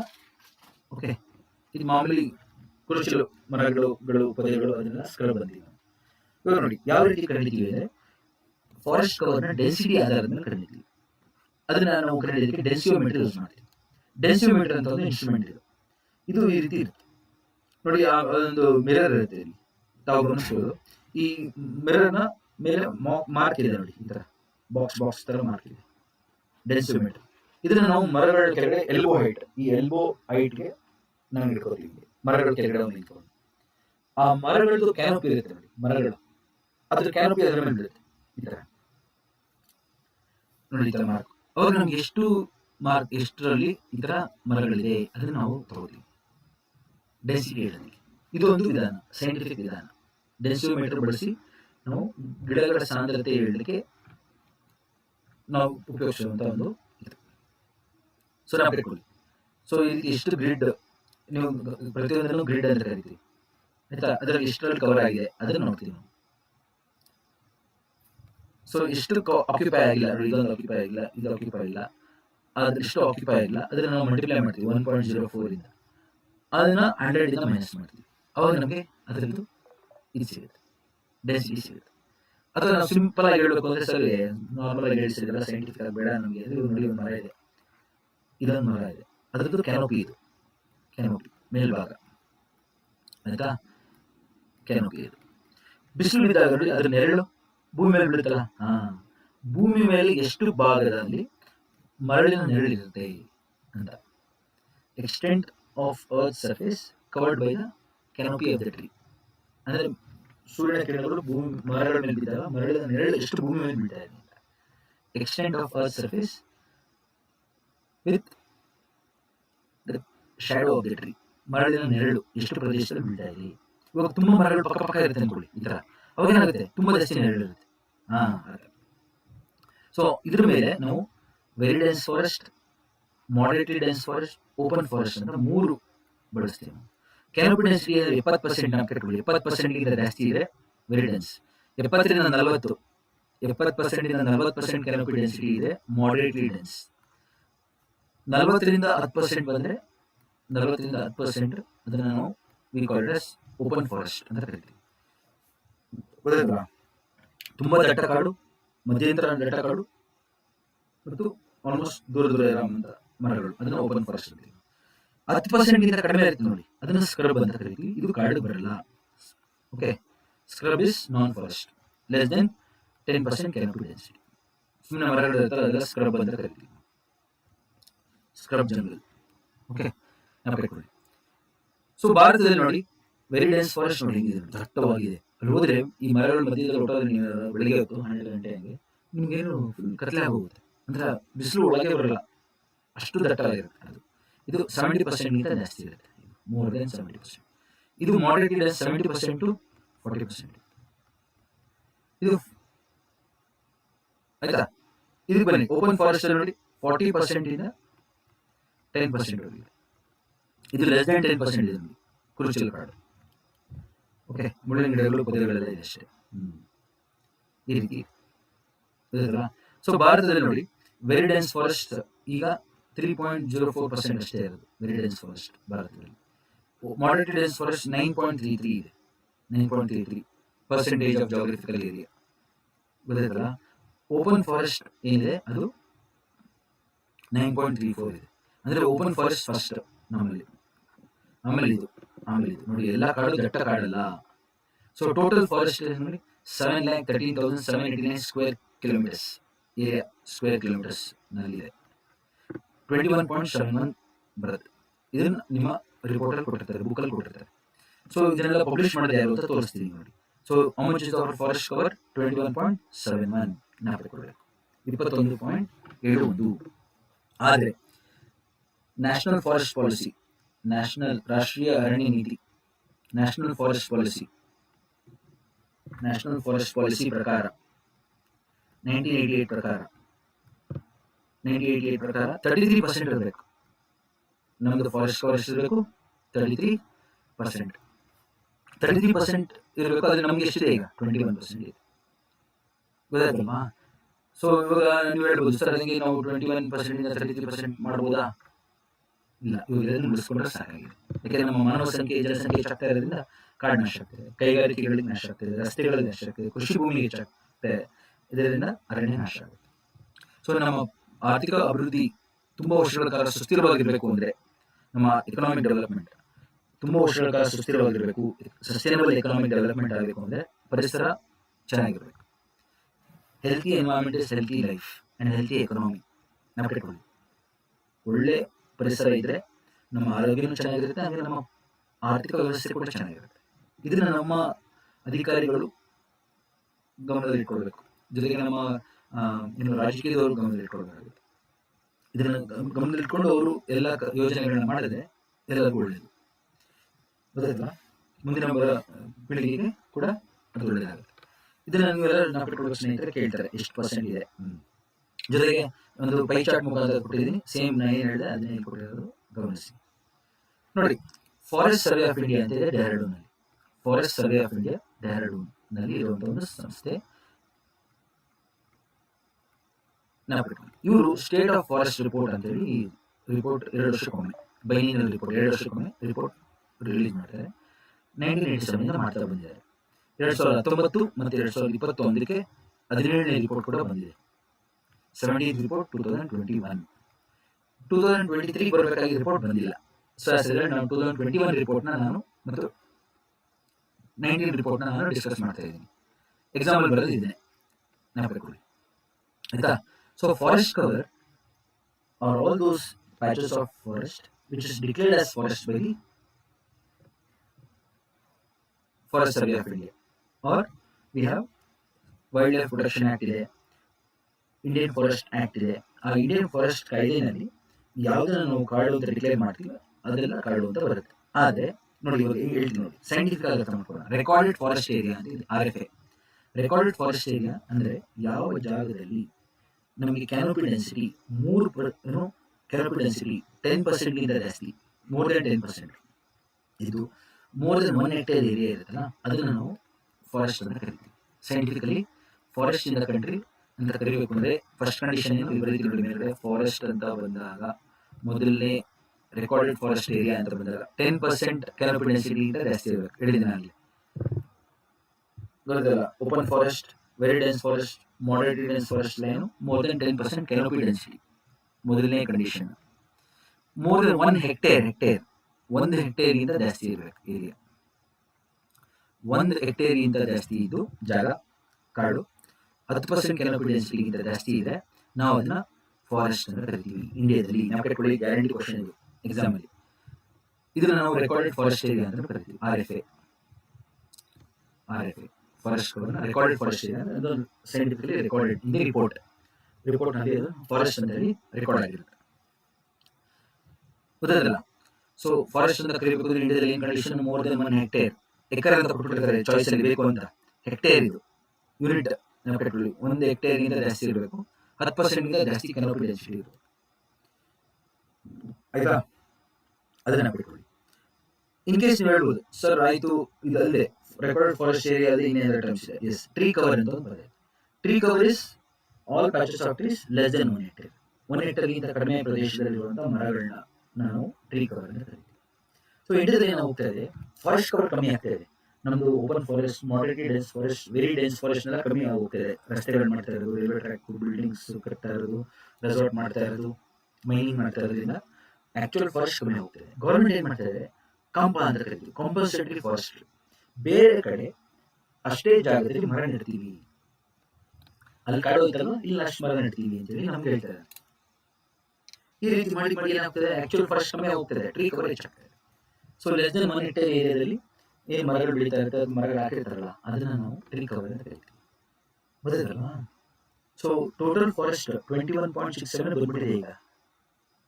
21.67. ನೋಡಿ, ಒಂದು ವಿಷಯ ಹೇಳ್ತೀನಿ ನೋಡಿ. ಬ್ರಿಟಿಷರ್ಸ್ ಭಾರತಕ್ಕೆ ಬಂದಾಗ, ಭಾರತ ಆಳಕ್ಕೆ ಶುರು ಮಾಡಿದಾಗ 55% ಇತ್ತು ಕಾಡು ನಮ್ದು. ಸ್ವಾತಂತ್ರ್ಯ ಬಂದಾಗ 35% ಇತ್ತು ಕಾಡು ಭಾರತದಲ್ಲಿ. ಈಗ ನೋಡಿ 21% ಇದೆ. ನಿಮ್ಗೆ ಗೊತ್ತಾಯ್ತಲ್ಲ, ಈಗ 55% ಕಾಡಿತ್ತು ಬ್ರಿಟಿಷರ್ಸ್ ಆಳ್ವಿಕೆ ಶುರು ಮಾಡಿದಾಗ. ಸ್ವಾತಂತ್ರ್ಯ ಬಂದಾಗ ಬ್ರಿಟಿಷರ್ಸ್ ಎಷ್ಟು ನಾಶ ಮಾಡಿದ್ರು ನೋಡಿ, 35% ತಂದು ಹೆಸರು ಹೊರಗಡೆ. ನಾವು ಇಷ್ಟು ವರ್ಷ 28 ವರ್ಷಗಳ ಕಾಲ ಅಭಿವೃದ್ಧಿ ಎಲ್ಲ ಮಾಡ್ತಾ ಇದ್ದೀವಿ ದೇಶನ. 21.67 ಬಂದಿದೆ ಈಗ. ಗೊತ್ತಾಯ್ತಲ್ಲ, ಅದು ನಮ್ಮ recorded forest area. Forest cover forest cover ನಮ್ದು 21.67 RFA ಅಂತ ಕರಿತೀವಿ. ಈಗ ಟ್ರೀ ಕವರ್ ತಗೋತಾ ಇದೆ. ಟ್ರೀ ಕವರ್ ಅಂದ್ರೆ ಎಲ್ಲೆಲ್ಲಿ ಮರಗಳು ಹಾಕಿರ್ತಾರೆ ಗೊತ್ತಲ್ಲ, ಲೆಸ್ ದೆನ್ 1 hectare ಜಾಗದಲ್ಲಿ, ಲೆಸ್ ದೆನ್ 1 hectare ಪ್ರದೇಶದಲ್ಲಿ ಮರಗಳು ಹಾಕಿರ್ತಾರೆ ನೋಡಿ, ಅದನ್ನ ಟ್ರೀ ಕವರ್ ಅಂತ ಕರಿತೀವಿ. ಗಿಡಗಳು ಹಾಕಿರ್ತಾರೆ, ಅದನ್ನು ತಗೋತಾರೆ ಅವರು ಟ್ರೀ ಕವರ್. ಅದು 2.89 ಇದೆ. ಅವೆರಡನ್ನ ಆಡ್ ಮಾಡಿ ಫಾರೆಸ್ಟ್ ಕವರ್, ಟ್ರೀ ಕವರ್ನ ಆಡ್ ಮಾಡಿ ಗ್ರೀನ್ ಕವರ್ ಅಂತ ಒಂದು ಪದ ಬಂದಿದೆ. Green cover 24.56. ಇದು ನಾನು ಹಿಂದೆ ಬಂದ್ಬಿಟ್ಟಿದೆ, ಇದು ಸ್ವಲ್ಪ ನೋಡ್ಕೊಳ್ಳಿ. 24.56 ಆಯ್ತಾ, 24.56. ಸ್ವಲ್ಪ ಈ ರಿಪೋರ್ಟ್ನ ಸೇವ್ ಮಾಡ್ತೀನಿ ನೋಡಿ, ಆ ಕಡೆ ಈ ಕಡೆ. ಮತ್ತೆ ಇಲ್ಲ ಹಾಕಿದೆ ನೋಡಿ, 2021 ಇಲ್ಲಿ 2021 21.7 forest cover RFA. Tree cover ಎಷ್ಟು ನಾನು ಹೇಳಿದ್ನಲ್ಲ, 2.91 ಮರಗಳು ಹಾಕಿರೋದು ಇವರು. ಆ್ಯಡ್ ಮಾಡಿ 24.62 ಇಸ್ ಕಾಲ್ಡ್ ಗ್ರೀನ್ ಕವರ್.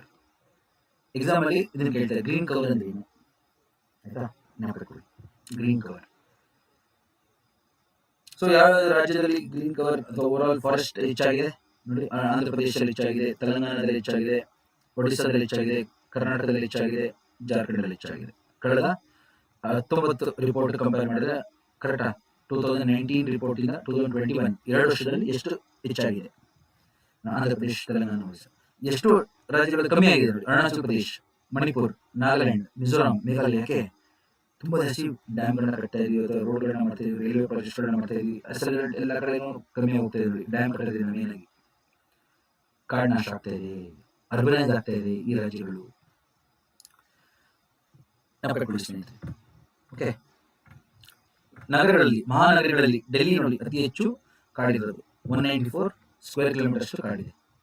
ಅದಾದ್ ಬಿಟ್ರೆ ಮುಂಬೈ, ಅದ್ ಬಿಟ್ರೆ ಬೆಂಗಳೂರು, ಅದ್ ಬಿಟ್ರೆ ಹೈದರಾಬಾದ್, ಚೆನ್ನೈ, ಅಹಮದಾಬಾದ್, ಕಲ್ಕತ್ತಾ. ಇದನ್ನು ಕೇಳ್ತಾರೆ, ಅತಿ ಹೆಚ್ಚು ನಗರಗಳಲ್ಲಿ ಯಾವ ನಗರದಲ್ಲಿ ಅತಿ ಹೆಚ್ಚು ಅರಣ್ಯ ಇದೆ ಅಂತ ಕೇಳ್ತಾರೆ.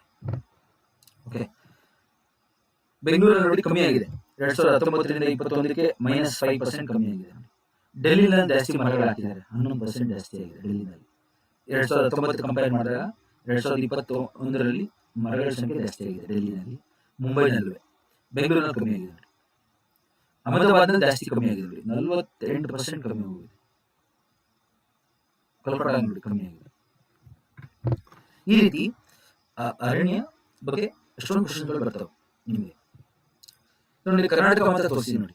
ಕರ್ನಾಟಕದಲ್ಲಿ ನಮಗೆ ನೋಡಿ ಜಾಗ್ರಫಿಕಲ್ ಏರಿಯಾ ಗೊತ್ತಿದೆ, 191,791 ಇದು ಕರ್ನಾಟಕ.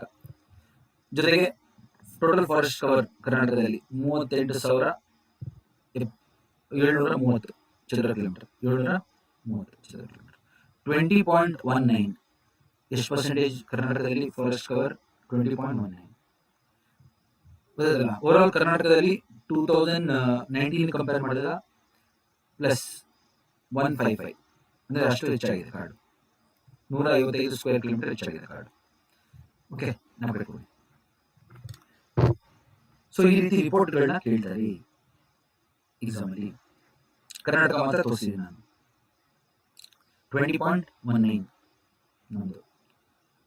ನೋಡಿ, ನ್ಯಾಷನಲ್ ಅವರೇಜ್ ಇಂತ ಕಮ್ಮಿ ಇದೆ. ಒಂದು ಅತಿ ಹೆಚ್ಚು ಪರ್ಸೆಂಟೇಜ್ ಫಾರೆಸ್ಟ್ ಕವರ್ ನೋಡಿ, ಪರ್ಸೆಂಟೇಜ್ ಫಾರೆಸ್ಟ್ ಕವರ್ ನಲ್ಲಿ ಅತಿ ಹೆಚ್ಚು ಫಾರೆಸ್ಟ್ ಇರೋದು ಮಿಜೋರಾಂ. ಮಿಜೋರಾಂ ನೋಡೋಣ ಎಲ್ಲರೂ. ಇಲ್ಲಿ ನೋಡಿ, ಆರ್ಡರ್ ಕೊಟ್ಟಿರೋದು ಇಲ್ಲಿ ಮಿಜೋರಾಂ. ಇಲ್ಲಿ ನೋಡಿ ಮಿಜೋರಾಂ ನೋಡಿ 84.53. ಮಿಜೋರಾಮೇ ಹೈಯೆಸ್ಟ್ ಕಾಡಲ್ಲಿ ಪರ್ಸೆಂಟೇಜ್ ಫಾರೆಸ್ಟ್ ಅಲ್ಲಿ. ಪರ್ಸೆಂಟೇಜ್ ಫಾರೆಸ್ಟ್ ಕವರ್ ಅಲ್ಲಿ ಮಿಜೋರಾಂ ಬರುತ್ತೆ. ಗೊತ್ತಾಯ್ತಲ್ಲ? ಹಂಗೆ ನೀವು ಇದು ನೋಡಿ, ಲಕ್ಷದ್ವೀಪ್ ಮತ್ತು ಅಂಡಮಾನ್ ನಿಕೋಬಾರ್ ನೋಡಿ. ಲಕ್ಷದ್ವೀಪ್ ನೋಡಿ, ಯೂನಿಯನ್ ಟೆರಿಟರಿಗಳಲ್ಲಿ ಲಕ್ಷದ್ವೀಪ್. ಯೂನಿಯನ್ ಟೆರಿಟರಿಗಳಲ್ಲಿ ಅತಿ ಹೆಚ್ಚು ಲಕ್ಷದ್ವೀಪ್ ಬರುತ್ತೆ. ಎಕ್ಸಾಂಪಲ್ ಕೊಟ್ಟು ಕೇಳ್ತಾರೆ. ಯೂನಿಯನ್ ಟೆರಿಟರಿಗಳಲ್ಲಿ ಲಕ್ಷದ್ವೀಪ್, ಸ್ಟೇಟ್ಸ್ಗಳಲ್ಲಿ ಮಿಜೋರಾಂ. ನೋಡ್ತಿರಲ್ಲ, ಈ ರೀತಿ ಕೇಳ್ತಾರೆ ಎಕ್ಸಾಮಲ್ಲಿ. ಅತಿ ಹೆಚ್ಚು ಪರ್ಸೆಂಟೇಜ್ ಕಾಡು. ಹಂಗೆ ಏರಿಯಾ ಕಾಡು, ಯಾವ ರಾಜ್ಯದಲ್ಲಿ ಅತಿ ಹೆಚ್ಚು ಕಾಡು ಇರುತ್ತೆ? ಮಧ್ಯಪ್ರದೇಶ ನೋಡಿ, ಇಲ್ಲಿ ಮಧ್ಯಪ್ರದೇಶ ನೋಡಿ. ಓಕೆ, ಮಧ್ಯಪ್ರದೇಶದಲ್ಲಿ ಅತಿ ಹೆಚ್ಚು ಏರಿಯಾ ಕಾಡು ಇರೋದು. ಅದನ್ನ ನಾನು ಕಲರ್ ಚೇಂಜ್ ಮಾಡಿ ಬರೀತೀನಿ ನೋಡಿ,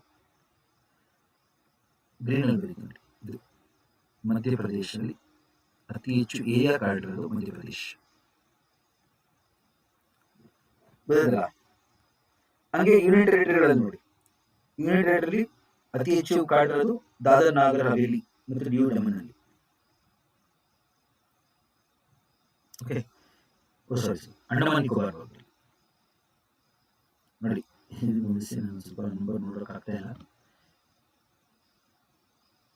ಕರ್ನಾಟಕ ಹೇಳ್ತು.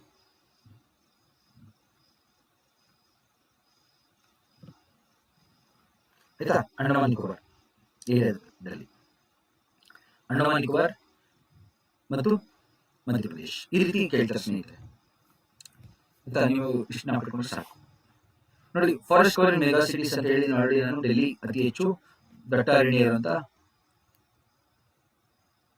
ನಗರ ಡೆಲ್ಲಿ. ಇದನ್ನು ಕೇಳ್ತಾರೆ. ಡೆಲ್ಲಿ ಒಂದು ನೋಡ್ಬೋದು ಅಷ್ಟೇ. ನೋಡಿ, ಅತಿ ಹೆಚ್ಚು ಕಾಡಿದೆ ನೋಡಿ, 194 ಚದರ ಕಿಲೋಮೀಟರ್ ಅಷ್ಟು ಕಾಡಿದೆ ಅವ್ರ ಡೆಲ್ಲಿ. ನಾನು ಆಲ್ರೆಡಿ ತೋರಿಸಿದ್ದೀನಿ ಹೈಯೆಸ್ಟ್ ಯಾವುದು ಅಂತ. ಆಯ್ತಾ? ಸೊ ಡೆಲ್ಲಿ ಬಿಟ್ರೆ ಮುಂಬೈ. ಆಯ್ತಾ? ಅದು ಬಿಟ್ರೆ ಬೆಂಗಳೂರು. ನಾವೇನಾಗುತ್ತೆ, ನಗರಗಳಲ್ಲಿ ಈ ಕಾಡನ್ನ ಉಳಿಸ್ಕೊಳ್ಬೇಕು, ಆ ಉದ್ದೇಶ ಇದೆ ಅಂತ ಹೇಳಿ ತಿಳಿದಿದ್ದೇನೆ ಎಲ್ಲರೂ. ಯಾಕೆಂದ್ರೆ ಇದನ್ನೆಲ್ಲ ನಾವು ಉಳಿಸ್ಕೊಳ್ಳಿಲ್ಲ ಅಂದ್ರೆ ಏನಾಗುತ್ತೆ, ಎಲ್ಲ ನಾಶ ಆಗೋಗುತ್ತೆ. ಗೊತ್ತಾಯ್ತಲ್ಲ? ಪರಿಸರ ನಾಶ ಆದ್ರೆ ನಮ್ಮ ಆರೋಗ್ಯ ಹಾಳಾಗುತ್ತೆ, ಆರ್ಥಿಕ ವ್ಯವಸ್ಥೆ ಹಾಳಾಗುತ್ತೆ. ಸೊ ಇದನ್ನೆಲ್ಲ ಕೇಳ್ತಾರೆ ಸ್ನೇಹಿತರೆ. ಟ್ರೀ ಕವರ್ ಅಂದ್ರೇನು, ಗ್ರೀನ್ ಕವರ್ ಅಂದ್ರೇನು ಅಂತ ಹೇಳಿ ಕೇಳ್ತಾರೆ. ನೆಕ್ಸ್ಟ್ ಹೋಪ್ ಸ್ಪಾಟ್ಸ್ ಅಂತ ಒಂದು ಪದ ಇದೆ, ಭರವಸೆ ತಾಣಗಳು ಅಂತ. ಆಯ್ತಾ? ಮಿಷನ್ ಬ್ಲೂ ನಲ್ಲಿ ಸ್ಥಾಪಕಿ ಸಿಲ್ವಿಯಾ ಅರ್ಲ್ ಅನ್ನೋರು ಶುರು ಮಾಡಿದ್ರು. ಈಗ 170 ಹೋಪ್ ಸ್ಪಾಟ್ಸ್ ಇದೆ ವರ್ಲ್ಡ್ ವೈಡ್. ಯಾವ ಜಾಗದಲ್ಲಿ, ಸಮುದ್ರದಲ್ಲಿ ಎಸ್ಪೆಷಲಿ ಇದು ಹೋಪ್ ಸ್ಪಾಟ್ಸ್, ಭರವಸೆ ತಾಣಗಳು ಸಮುದ್ರದಲ್ಲಿ, ಸಾಗರಗಳಲ್ಲಿ, ಎಲ್ಲಿ ಜೀವ ವೈವಿಧ್ಯತೆ ಜಾಸ್ತಿ ಇರುತ್ತೆ, ಅದನ್ನು ನಾವು ಸಂರಕ್ಷಣೆ ಮಾಡಬೇಕು ಅಂತ ಜಾಗಗಳನ್ನು ಹೋಪ್ ಸ್ಪಾಟ್ಸ್ ಅಂತ ಕರೀತೀವಿ. ಗೊತ್ತಾಯ್ತಲ್ಲ? ಈಗ ನೋಡಿ, ಭೂಮಿ ಮೇಲೆ ಇರುವಂತ ಜಾಗಗಳನ್ನ ನೀವು ಟೈಗರಿಸಮ್ ಮಾಡಿದ್ರ, ಎಲಿಫೆಂಟಿಸಮ್ ಮಾಡಿದ್ರ, ಅದನ್ನೆಲ್ಲ ನಾವು ಸಂರಕ್ಷಣೆ ಮಾಡ್ತಿದ್ವಿ. ಅದೇ ಸಮುದ್ರ ಸಂರಕ್ಷಣೆ ಆಗ್ತಾ ಇಲ್ಲ.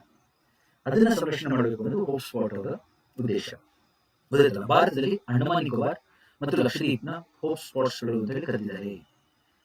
ಹೇಳ್ತಾರೆ ಮಿಷನ್ ಬ್ಲೂ, ಸಿಲ್ವಿಯಾ ಅರ್ಲ್. ಭಾರತದಲ್ಲಿ 2 ನೆನಪಿಟ್ಕೊಳ್ಳಿ. ಸೊ ಇಲ್ಲಿ ತುಂಬಾ ಜಾಸ್ತಿ ಜೀವ ವೈವಿಧ್ಯತೆ ಇರುತ್ತೆ, ಅದನ್ನ ಸಂರಕ್ಷಣೆ ಮಾಡುವಂತ ಪ್ರದೇಶಗಳನ್ನ ಹೋಪ್ ಸ್ಪಾಟ್ ಅಂತ ಕರೀತೀವಿ. Next hot spots. ಗೊತ್ತಿಲ್ಲ, ಬಯೋಡೈವರ್ಸಿಟಿ ಹಾಟ್ಸ್ಪಾಟ್ ಅಂದ್ರೆ ಇಂಟರ್ನೆಟ್ ಹಾಟ್ಸ್ಪಾಟ್ ಬಗ್ಗೆ ಅಂತ ಅನ್ಕೊಳ್ತೀರಾ? ಇಲ್ಲ, ಅದು ಬಯೋಡೈವರ್ಸಿಟಿ ಹಾಟ್ಸ್ಪಾಟ್. ನೋಡಿ, ಈ ಬಯೋಡೈವರ್ಸಿಟಿ ಅಂದ್ರೆ ಗೊತ್ತಿದೆ, ವೈವಿಧ್ಯತೆ, ಜೀವ ವೈವಿಧ್ಯತೆ. ಎಲ್ಲಿ ಜೀವ ವೈವಿಧ್ಯತೆ ಜಾಸ್ತಿ ಇದೆ ಮತ್ತು ಆ ಜಾಗದಲ್ಲಿರುವಂತಹ ಜೀವಿಗಳು ಮಾನವ ಚಟುವಟಿಕೆಗಳಿಂದ ತೊಂದರೆಗೊಳಗಾಗಿವೆ, ಅದನ್ನು ನಾವು ಹಾಟ್ಸ್ಪಾಟ್ ಅಂತ ಕರಿತೀವಿ. ಅಂದ್ರೆ ಗೊತ್ತಿಲ್ಲ, places of very high biodiversity and should be under threat from human activities. ಮಾನವ ಚಟುವಟಿಕೆಗಳಿಂದ ತೊಂದರೆಗೊಳಗಾಗಿರಬೇಕು ಅಂತ ಜಾಗಗಳನ್ನ ಹಾಟ್ಸ್ಪಾಟ್ಸ್ ಅಂತ ಕರಿತೀವಿ. ಈ ಪದ ಬಳಸಿದ್ದು ನಾರ್ಮನ್ ಮೇಯರ್ಸ್ ಅಂತ ಹೇಳಿ. ಇವರು ಅವರ ಆರ್ಟಿಕಲ್ ಬರೀತಾರೆ, ಒಂದು the environmentalist in 1988.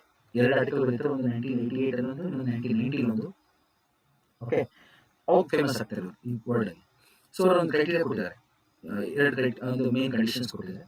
At least hotspot ಅಂತ ಕರಿಬೇಕಾದ್ರೆ at least 1500 species of vascular plants ಇರಬೇಕು.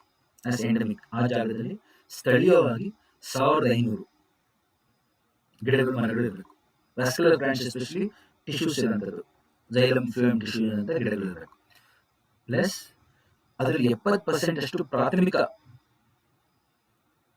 ಇನ್ನು ವೆಜಿಟೇಷನ್ ಇರುತ್ತೆ, ಸಸ್ಯವರ್ಗಗಳು ನಾಶ ಆಗಿರಬೇಕು. ನೆನಪಿಟ್ಕೊಳ್ಳಿ, ಅದರದ್ದು ಪ್ರೈಮರಿ ವೆಜಿಟೇಷನ್ 70% ನೆನಪಿಟ್ಕೊಳ್ಳಿ. ಟರ್ಮ್ಸ್ ನಂಬರ್ಗಳನ್ನ ಕೇಳ್ತಾರೆ. ಎಷ್ಟು? At least 1500 species of vascular plants ಇರಬೇಕು. ಆಮೇಲೆ ಅದರಲ್ಲಿ ಪ್ರಾಥಮಿಕ ಸಸ್ಯವರ್ಗಗಳು 70% ಅಷ್ಟು ನಾಶ ಆಗಿರಬೇಕು. ಅಂತ ಜಾಗಗಳನ್ನ ನಾವು ಹಾಟ್ಸ್ಪಾಟ್ ಅಂತ ಕರೀತೀವಿ. ಗೊತ್ತಿಲ್ಲ. ಸೊ ಈ ಎಕ್ಸಾಮ್ ಕೇಳ್ತಾರೆ ಇದನ್ನ. ಸೊ ಹಾಟ್ಸ್ಪಾಟ್ ಬಗ್ಗೆ ಫಸ್ಟ್ ಹೇಳಿದವರು ಯಾರು? ಇದು ತುಂಬಾ ಹಳೆ ಕ್ವಶನ್, ಬಟ್ ಇವಾಗಲೂ ಅದನ್ನ ಕೇಳ್ತಾರ ಅನ್ನೋದು ಒಂದು ಪ್ರಶ್ನೆ ಆಗಿದೆ. ನಮ್ಮ KPS ಏನ್ ಮಾಡ್ತಾರೆ, ಎಕ್ಸಾಮ್ ಕಂಡಕ್ಟ್ ಮಾಡಿಲ್ಲ. ಗೊತ್ತಿಲ್ಲ. ಸೊ ಆಸ್ ಎ ರಿಸಲ್ಟ್ ಅವರು ಇದ್ರ ಬಗ್ಗೆ ಒಂದು ಕ್ವಶನ್ ಕೇಳಬಹುದು. ಸೊ ಅದಕ್ಕೋಸ್ಕರ ನೀವೇನ್ ಮಾಡ್ಬೋದು, ಒಂದು ನೆನಪಿಟ್ಕೊಂಡ್ರೆ ಒಳ್ಳೇದು.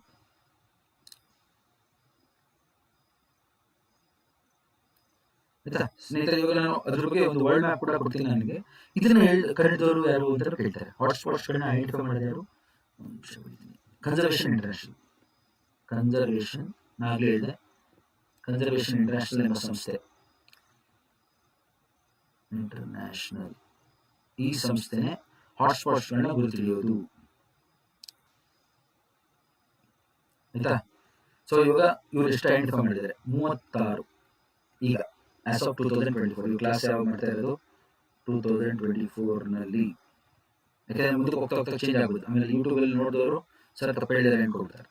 36 ಹಾಟ್ಸ್ಪಾಟ್. ಗೊತ್ತಲ್ಲ? So 36 hotspots as of August 2024. ಭಾರತದಲ್ಲಿ ಎಷ್ಟಿದೆ? 4 ಇನ್ ಇಂಡಿಯಾ. ಸೊ ನಾಲ್ಕು ಕಂಡೀಷನ್ 70%.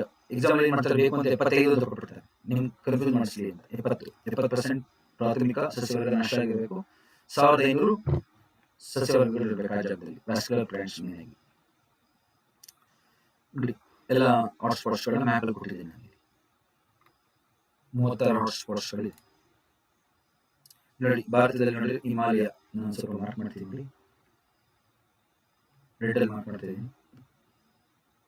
ಭಾರತದಲ್ಲಿ ಹಿಮಾಲಯ, ಇಂಡೋ ಬರ್ಮಾ, ಸುಂಡಾಲ್ಯಾಂಡ್, ಮಿಜೋರಾಂ ಅಂತೀನಿ, ನಿಕೋಬಾರ್ ಇದರಲ್ಲಿ ಅದು ಆ ಭಾಗ. 10 ಡಿಗ್ರಿ ಚಾನಲ್ ಕೆಳಗಡೆ, 10 ಡಿಗ್ರಿ ಚಾನಲ್ ಕೆಳಗಡೆ ಎಲ್ಲ ಬರೋದಿಲ್ಲ, ಸುಂಡಾಲ್ಯಾಂಡ್. ಓಕೆ, ಗ್ರೇಟ್ ನಿಕೋಬಾರ್ ಭಾಗ ಎಲ್ಲ. ಇಲ್ಲಿ ಪಶ್ಚಿಮ ಘಟ್ಟ 4th. ಪಶ್ಚಿಮ ಘಟ್ಟ is 4th. So Himalayas, Indo Burma ಅಂದ್ರೆ entire north east, Myanmar India border up to 10 degree channel, ಅಂದ್ರೆ ನಾಗಾಲ್ಯಾಂಡ್, ಮಣಿಪುರ್, ಮಿಜೋರಾಂ, ತ್ರಿಪುರ, ಅರುಣಾಚಲ್ ಪ್ರದೇಶ್, ಕರೆಕ್ಟಾ? ಆ ಭಾಗ ಎಲ್ಲ ಮಯನ್ಮಾರ್ ಬಾರ್ಡರ್ ಎಲ್ಲ ಅಪ್ ಟು 10 ಡಿಗ್ರಿ. ಇವನ್ ಅಂಡಮಾನ್ ಕೂಡ ಇದಕ್ಕೆ ಬರುತ್ತೆ. 10 ಡಿಗ್ರಿ ಚಾನಲ್ ಕೆಳಗಡೆ ಬರೋದಿಲ್ಲ, ಸುಂಡಾಲ್ಯಾಂಡ್ ಅಂತ ಕರಿತೀವಿ. ಇಂಡೋನೇಷಿಯಾ ಭಾಗ ನಿಕೋಬಾರ್ ಸೇರುತ್ತೆ. So western Ghats is 4th one. So 4 hotspots ಇದೆ ಇಂಡಿಯಾದಲ್ಲಿ. ಒಟ್ಟು ವರ್ಲ್ಡ್ ಅಲ್ಲಿ 36. 36 ಹಾಟ್ಸ್ಪಾಟ್ಸ್ ವರ್ಲ್ಡ್, 4 ಇನ್ ಇಂಡಿಯಾ. ಭಾರತದಲ್ಲಿ ಮಾರ್ಕ್ ಮಾಡಿದ್ವಿ ನೋಡಿ. ಹಿಮಾಲಯ ಮೊದಲನೇದು, ಇಂಡೋ ಬರ್ಮಾ ಭಾಗ ಅಪ್ ಟು 10 ಡಿಗ್ರಿ, ಇದು ಸುಂಡಾಲ್ಯಾಂಡ್ 3, ಪಶ್ಚಿಮ ಘಟ್ಟ 4. ಸೊ ನೋಡಿ, ಈಗ ಗ್ರೇಟ್ ನಿಕೋಬಾರ್ ಎಲ್ಲಿ ಬರುತ್ತೆ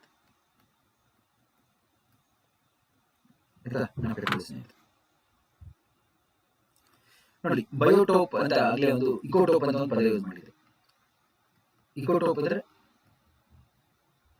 ಒಂದು ಚಿಕ್ಕ ಒಂದು ಜೀವಿಗಳ ನೆಲೆ, ಪರಿಸರದಲ್ಲಿ ನೆಲೆ ಇರೋದನ್ನ ಇಕೋಟೋಪ್. ಅದಾದ್ಮೇಲೆ ನಿಮಗೆ ಒಂದು ಪದ ಹೇಳ್ಕೊಟ್ಟಿದೆ, ಈ ಕ್ಯಾಡ್, ತಾತ್ಕಾಲಿಕ ಬದಲಾವಣೆಗಳಾಗುತ್ತೆ. ಅದಾದ್ಮೇಲೆ ಒಂದು ಪದ ಹೇಳ್ಕೊಟ್ಟಿದೆ ನಾನು, ಇಕೋ ಟೈಪ್ ಅಂತ. ಈ ಪದಗಳನ್ನ ಹಾಕ್ಬಿಟ್ಟು, ಇಕೋ ಟೈಪ್ ಅಂದ್ರೆ ಪರ್ಮನೆಂಟ್, ಶಾಶ್ವತವಾಗುವಂತ ಬದಲಾವಣೆಗಳನ್ನ ಇಕೋ ಟೈಪ್ ಅಂತ ಕರಿತೀವಿ. ಸೊ ವರ್ಲ್ಡ್ ಅಲ್ಲಿ ಮುಖ್ಯ ಇಕೋ ಟೈಪ್ ರೀಜನ್ ಐಡೆಂಟಿಫೈ ಮಾಡಿದ್ದೀವಿ. ಅದನ್ನ ನಾವು ಬಯೋಜೋಗ್ರಫಿಕ್ ರೆಲ್ಮ್ ಅಂತ ಕರಿತೀವಿ. ಬಯೋಜೋಗ್ರಫಿಕ್ ರೆಲ್ಮ್ ಯಾಕೆಂದ್ರೆ ಆ ಜಾಗದಲ್ಲಿ ಇರುವಂತಹ ವಾತಾವರಣಕ್ಕೆ ತಕ್ಕಂತೆ ಜೀವಿಗಳ ವಿಕಾಸ ಆಗಿದೆ. ಎಷ್ಟು ಇಕೋ ಟೈಪ್ ರೆಲ್ಮ್ಸ್ ಇದೆ, ಇಕೋ ರೀಜನ್ಸ್ ಇದೆ ಅಂತ ಕೇಳ್ತಾರೆ ಎಕ್ಸಾಮ್ ನೋಡಿ. ಫಸ್ಟ್ ಒನ್ ಇಂಡೋಮಲಿಯಾ, ನಾವು ಭಾರತದ. ಎರಡನೇದು ಪ್ಯಾಲಿಯಾರ್ಟಿಕ್, ಅಂದ್ರೆ ಭಾರತ 2ಕ್ಕೆ ಸೇರುತ್ತೆ. ಇಂಡೋಮಲಿಯ ಭಾಗ ಮೇನ್ ಆಗಿ ಪ್ಲಸ್ ಸ್ವಲ್ಪ ಹಿಮಾಲಯ ನಾರ್ತ್ ಈಸ್ಟ್ ಅಲ್ಲ ಪ್ಯಾಲಿಯಾರ್ಟಿಕ್ ಆಯ್ತಾ. Next Australasian 3, 4th one oceanic Pacific oceanic ಭಾಗ, 5 ಅಂಟಾರ್ಟಿಕ್ ಭಾಗ, ಆಫ್ರೋಟ್ರಾಪಿಕಲ್ 6, ನಿಯಾರ್ಟಿಕ್ 7, ನಿಯೋಟ್ರಾಪಿಕಲ್ ಸೌತ್ ಅಮೆರಿಕಾ ಭಾಗ 8. ಸೊ 8 ಇಕೋ ರೀಜನ್ಸ್ ಇದೆ. 8 ಇಕೋ ರೀಜನ್ಸ್ ಇದೆ ಅಂದ್ರೆ ಆ ಜಾಗದಲ್ಲಿ ಇರುವಂತಹ ವಾಯುಗುಣ, ಅದರ ಹ್ಯಾಬಿಟಾಟ್, ನೆಲೆ ಮತ್ತು ಆಹಾರ, ವಾಯುಗುಣ, ಅದಕ್ಕೆ ತಕ್ಕಂತೆ ಜೀವಿಗಳ ವಿಕಾಸ ಆಗಿದೆ. ಅಂದ್ರೆ ಇಲ್ಲಿ ಇಂಡೋಮಲೇರಿಯಾದಲ್ಲಿ ಸಿಗೋ ಜೀವಿಗಳು ಆಸ್ಟ್ರೇಲಿಯಾದಲ್ಲಿ ಸಿಗಲ್ಲ, ಗೊತ್ತಾಯ್ತಲ್ಲ. ಆಸ್ಟ್ರೇಲಿಯಾದಲ್ಲಿ ಸಿಗುವಂಥದ್ದು ಆಫ್ರೋಟ್ರಾಪಿಕಲ್ ಅಲ್ಲಿ ಸಿಗಲ್ಲ. ಇಲ್ಲಿ ಆಫ್ರೋಟ್ರಾಪಿಕಲ್ ಅಲ್ಲಿ ಸಿಗುವಂತಹ ಜೀವಿಗಳು ನಿಯಾರ್ಟಿಕ್ ಅಲ್ಲಿ ಸಿಗಲ್ಲ, ಆ ತರ, ಗೊತ್ತಾಯ್ತಲ್ಲ. ಸೊ ಈ ರೀತಿ ನಾವು ಅದನ್ನ ಐಡೆಂಟಿಫೈ ಮಾಡಿದ್ವಿ.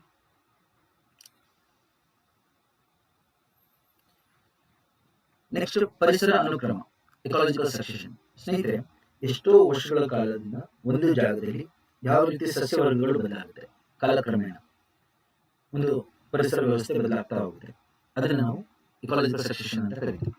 ಸೊ ತಾವು ಇಲ್ಲಿ ಗಮನಿಸಬಹುದು, ಒಂದು ಜಾಗದಲ್ಲಿ ನೋಡಿ ಕಲ್ಲು ಇರುತ್ತೆ. ಫಸ್ಟ್ ಸ್ಟಾರ್ಟಿಂಗ್ ನೋಡಬಹುದು ನಿಮಗೆ ಜ್ವಾಲಾಮುಖಿ ಆಗುತ್ತೆ, ಲಾವಾ ಹೊರಗಡೆ ಬರುತ್ತೆ, ಲಾವಾ ಬಂದು ಗಟ್ಟಿಯಾಗಿ ಕಲ್ಲಾಗುತ್ತೆ. ಫಸ್ಟ್ ಬ್ಯಾರನ್ ರಾಕ್, ಬರೀ ಕಲ್ಲು ಬೆಳೆ, ಅವಾಗ ಯಾವ್ದು ಜೀವಿಗಳಿರಲ್ಲ. ಸ್ಟಾರ್ಟಿಂಗ್ ಫಸ್ಟ್ ಇದು ಹೋಗ್ತಾ ಹೋಗ್ತಾ ಏನಾಗುತ್ತೆ, ವೆದರಿಂಗ್ ಆಯ್ತು, ರಾಕ್ ಫಾರ್ಮೇಶನ್, ಶಿಲೆಗಳ ವಿಕಾಸ ಆಗ್ತಾ ಹೋದಂಗೆ ಅದು ಹೋಗಿ ವೆದರಿಂಗ್ ಆಯ್ತು, ಕಲ್ಲೆಲ್ಲ ಪುಡಿ ಆಯ್ತು. ಪುಡಿ ಆದ ತಕ್ಷಣ ಏನಾಗುತ್ತೆ, ಸಾಯಿಲ್ ಫಾರ್ಮ್ ಆಗುತ್ತೆ, ಮಣ್ಣು ಸಾಯಿಲ್ ಬರುತ್ತೆ. ಸಾಯಿಲ್ ಬರ್ತಿದೆ ಏನಾಗುತ್ತೆ, ಗಿಡಗಳು ಬೆಳೆಯಕ್ಕೆ ಸಾಧ್ಯತೆ ಇರುತ್ತೆ. ಏನು ಮಾಸಸ್ ಲೇಕನ್ಸ್ ಬೆಳೆಯುತ್ತೆ, ಕರೆಕ್ಟ್. ಅಪಾಚಿ ಕಲ್ ಮೇಲೆ ಬೆಳೆಯುತ್ತಲ್ಲ ಅಪಾಚಿ, ಅವುಗಳು. ಸೊ ಅದನ್ನ ನಾವು ಪೈನಿಯರ್ ಸ್ಪೀಶೀಸ್ ಅಂತ ಕರಿತೀವಿ.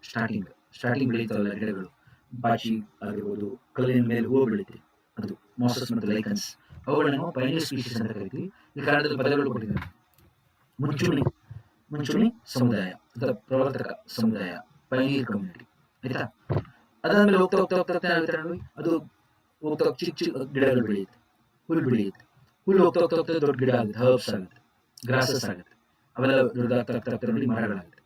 ಹಂಗೆ ಸಾಯಿಲ್ ನೋಡಿ, ಸಾಯಿಲ್ ಥಿಕ್ನೆಸ್ ದೊಡ್ಡದಾಗ್ತಾ ಇದೆ. ಇದನ್ನ ಪ್ರತಿಯೊಂದನ್ನು ಸೆರಲ್ ಕಮ್ಯುನಿಟಿ ಅಂತ ಕರಿತೀವಿ. ಸೆರಲ್ ಸಮುದಾಯ.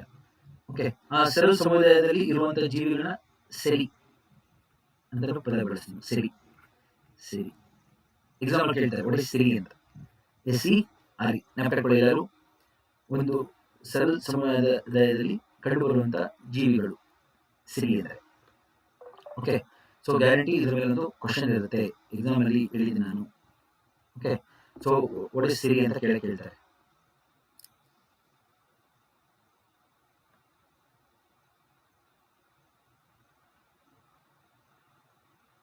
ಓಕೆ, ಅಂದ್ರೆ ಹೋಗ್ತಾ ಹೋಗ್ತಾ ಹೋಗ್ತಾ ಬದಲಾಗುತ್ತೆ ಅದು, ಅದೇ ಜೀವಿಗಳಿರಲ್ಲ, ಒಂದರಿಂದ ಇನ್ನೊಂದು ಬದಲಾಗ್ತಾ ಇರುತ್ತೆ ನೋಡಿ. ಆ ಕಮ್ಯುನಿಟಿ ಇದೆ, ಅದನ್ನು ಸೆರಿ ಅಂತ ಕರಿತೀವಿ. ನೆನಪಿಟ್ಕೊಳ್ಳಿ ಅಂತ. ಇದ್ರ ಬಗ್ಗೆ ನಿಮಗೆ ಎಕ್ಸಾಮ್ ಕೇಳ್ತಾರೆ.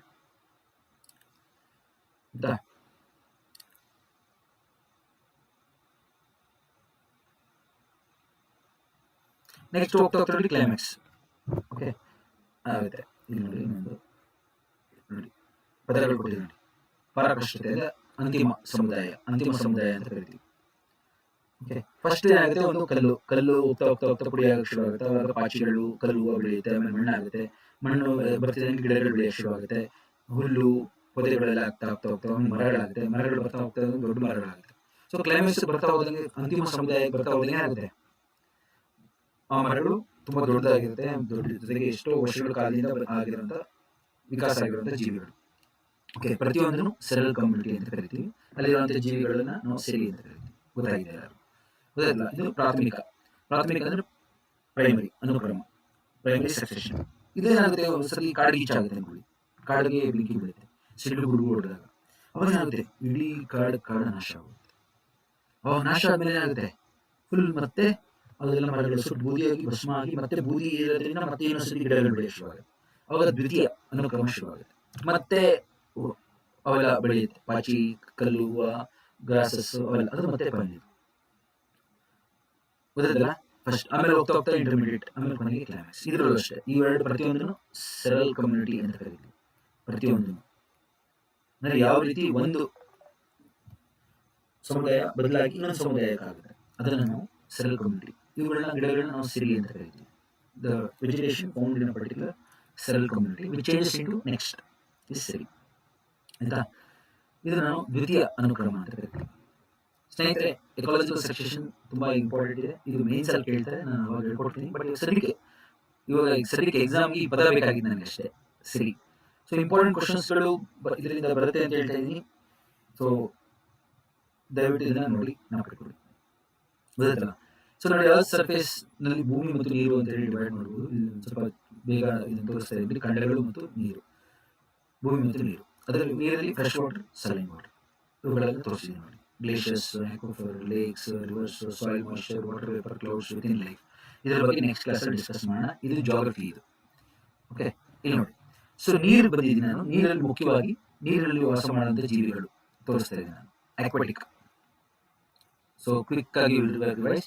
ನೀರ್ ಮೇಲ್ಗಡೆ ಇರ್ತಾವೆ ನೋಡಿ, ಅದನ್ನು ಪ್ಲೂಸ್ಟಾನ್ಸ್ ಅಂತ ಕರಿತೀವಿ, ವಿಚ್ ಆರ್ ಫ್ಲೋಟಿಂಗ್. ಈ ತರ ಪ್ಲೂಸ್ಟಾನ್ಗಳು ನೀರ್ ಮೇಲೆ ನಡೀತಾ ಇರ್ತವೆ, ಆಯ್ತಾ. ನೀರಿಂದ ಒಂದು ಅಪ್ ಟು 10 ಸೆಂಟಿಮೀಟರ್ ಇರ್ತಲ್ಲ ಜೀವಿಗಳು, ನ್ಯೂಸ್ಟಾನ್ಸ್ ಅಂತ ಕರಿತೀವಿ. ಪ್ಲೂಸ್ಟಾನ್ಸ್, ನ್ಯೂಸ್ಟಾನ್ಸ್. ಹಂಗೆ ಪ್ಲಾಂಟನ್ಸ್ ಅಂತ ಇರುತ್ತೆ ಜೀವಿಗಳು. Planktons are freely floating organisms, ನೀರಲ್ಲಿ ತೇಲ್ತಾ ಇರುತ್ತೆ, like phytoplankton, zooplankton. ನೀರಲ್ಲಿ ಈಜಂತ ಜೀವಿಗಳು nektons. Nektons are animals which swim, which are capable of swimming, ಅದು ನೆಕ್ಟಾನ್ಸ್. ತಳದಲ್ಲಿ ಇರ್ತಾರಲ್ಲ ಅದು ಬೆಂಥೋಸ್. ಇದನ್ನ ಎಕ್ಸಾಂಪಲ್ ಕೇಳ್ತಾರೆ. ಪ್ಲೂಸ್ಟಾನ್ಸ್, ನ್ಯೂಸ್ಟಾನ್ಸ್ ಅಂದ್ರೇನು, ಪ್ಲಾಂಟನ್ಸ್ ಅಂದ್ರೇನು, ನೆಕ್ಟಾನ್ಸ್, ಬೆಂಥೋಸ್, ಅದನ್ನೆಲ್ಲ ಹೇಳಿದ್ದೇನೆ. ತಳದಲ್ಲಿದೆ ಬೆಂಥೋಸ್, ಈಜುವಂಥದ್ದು ನೆಕ್ಟಾನ್ಸ್, ತೇಲುವಂಥದ್ದು ಪ್ಲಾಂಟನ್ಸ್, ಮೇಲ್ಭಾಗದಲ್ಲಿರೋದು ಪ್ಲೂಸ್ಟಾನ್ಸ್, ನ್ಯೂಸ್ಟಾನ್ಸ್, ಆಯ್ತಾ. ಅದರ ಎಕ್ಸಾಂಪಲ್ ಕೊಟ್ಟಿದ್ದೇನೆ ನೋಡಿ, ಸುಮ್ಮನೆ ನೋಡ್ಕೊಳ್ಳಿ ಅಷ್ಟೇ. ಲೆಂಟಿಕ್ ಇಕೋಸಿಸ್ಟಮ್ ಮತ್ತು ಲೋಟಿಕ್ ಇಕೋಸಿಸ್ಟಮ್ ಅಂತ ಕರಿತೀವಿ. ಲೆಂಟಿಕ್ ಇಕೋಸಿಸ್ಟಮ್ ಅಂದ್ರೆ ಲೇಕ್ಸ್, ಲಗೂನ್ಸ್, ಸ್ಟ್ಯಾಂಡಿಂಗ್ ವಾಟರ್, ನಿಂತಿರುತ್ತಲ್ಲ ನೀರು, ಅವುಗಳನ್ನ ನಾವು ಲೆಂಟಿಕ್ ಅಂತ ಕರಿತೀವಿ. So lentic ecosystem are related to lake, ಆಯ್ತಾ, ನೆನಪಿಟ್ಕೊಳ್ಳಿ. ಲೆಂಟಿಕ್ ಲೇಕ್ಸ್ ಸಂಬಂಧಪಟ್ಟಿದ್ದು. ಹಾಗೆ lotic ecosystem is related to rivers. ಈ ಪದ ಕೇಳ್ತಾರೆ. ಲೋಟಿಕ್ ಅಂದ್ರೆ ನದಿಗಳ ಸಂಬಂಧಪಟ್ಟಿದ್ದು. Study of rivers is potamology, ಆಯ್ತಾ. Study of rivers is potamology. ನೋಡಿ, ರಿವರ್ ಇದು. ಆ ರಿವರ್ ಆ ಕಡೆ ಬೆಳೀತಾ ಇರುತ್ತಲ್ಲ, ಅದನ್ನ ರೈಪೇರಿಯನ್ ವೆಜಿಟೇಷನ್ ಅಂತ ಕರಿತೀವಿ. Riparian buffer, riparian buffer. ಈ ಪದ ನೆನಪಿಟ್ಕೊಳ್ಳಿ, ಎಕ್ಸಾಂಪಲ್ ಕೇಳ್ತೀವಿ. ನದಿ ಎಡದಂಡೆ ಬಲದಂಡೆಯಲ್ಲಿರುವಂತಹ ಗಿಡ ಮರಗಳು ರೈಪೇರಿಯನ್, ಆಯ್ತಾ. ಸ್ನೇಹಿತರೆ, ಇವತ್ತಿನ ತರಗತಿ ಅಂತಿಮಕ್ಕೆ ಬಂದಿದ್ದೇವೆ. ಕೆಲವು ಮುಖ್ಯ ಅಂಶಗಳನ್ನ, ಪದಗಳನ್ನ ನಾವು ಇಲ್ಲಿ ಡಿಸ್ಕಸ್ ಮಾಡಿದ್ದೀವಿ. ಸೊ ಇದೆಲ್ಲ ಅರ್ಥ ಆಗಿದೆ ಅಂತ ಅನ್ಕೊಂಡಿದ್ದೀನಿ. ಎಲ್ಲ ಪರೀಕ್ಷೆಗಳಿಗೂ ಇದು ತುಂಬಾ ಮುಖ್ಯ ಸ್ನೇಹಿತರೆ. ಚೆನ್ನಾಗಿ ಓದಿ, ಪರೀಕ್ಷೆಯಲ್ಲಿ ಚೆನ್ನಾಗಿ ಮಾಡಿ, ಎಲ್ಲರಿಗೂ ಒಳ್ಳೆಯದಾಗಲಿ. ಸೊ ಮುಂದಿನ ತರಗತಿಗಳು ನಾವು KPSC ಪ್ರಿಲಿಮ್ಸ್ ಪರೀಕ್ಷೆ ಆದಮೇಲೆ ಮುಂದುವರಿಸೋಣ. ಎಲ್ಲರಿಗೂ ಒಳ್ಳೆಯದಾಗಲಿ. ಧನ್ಯವಾದಗಳು.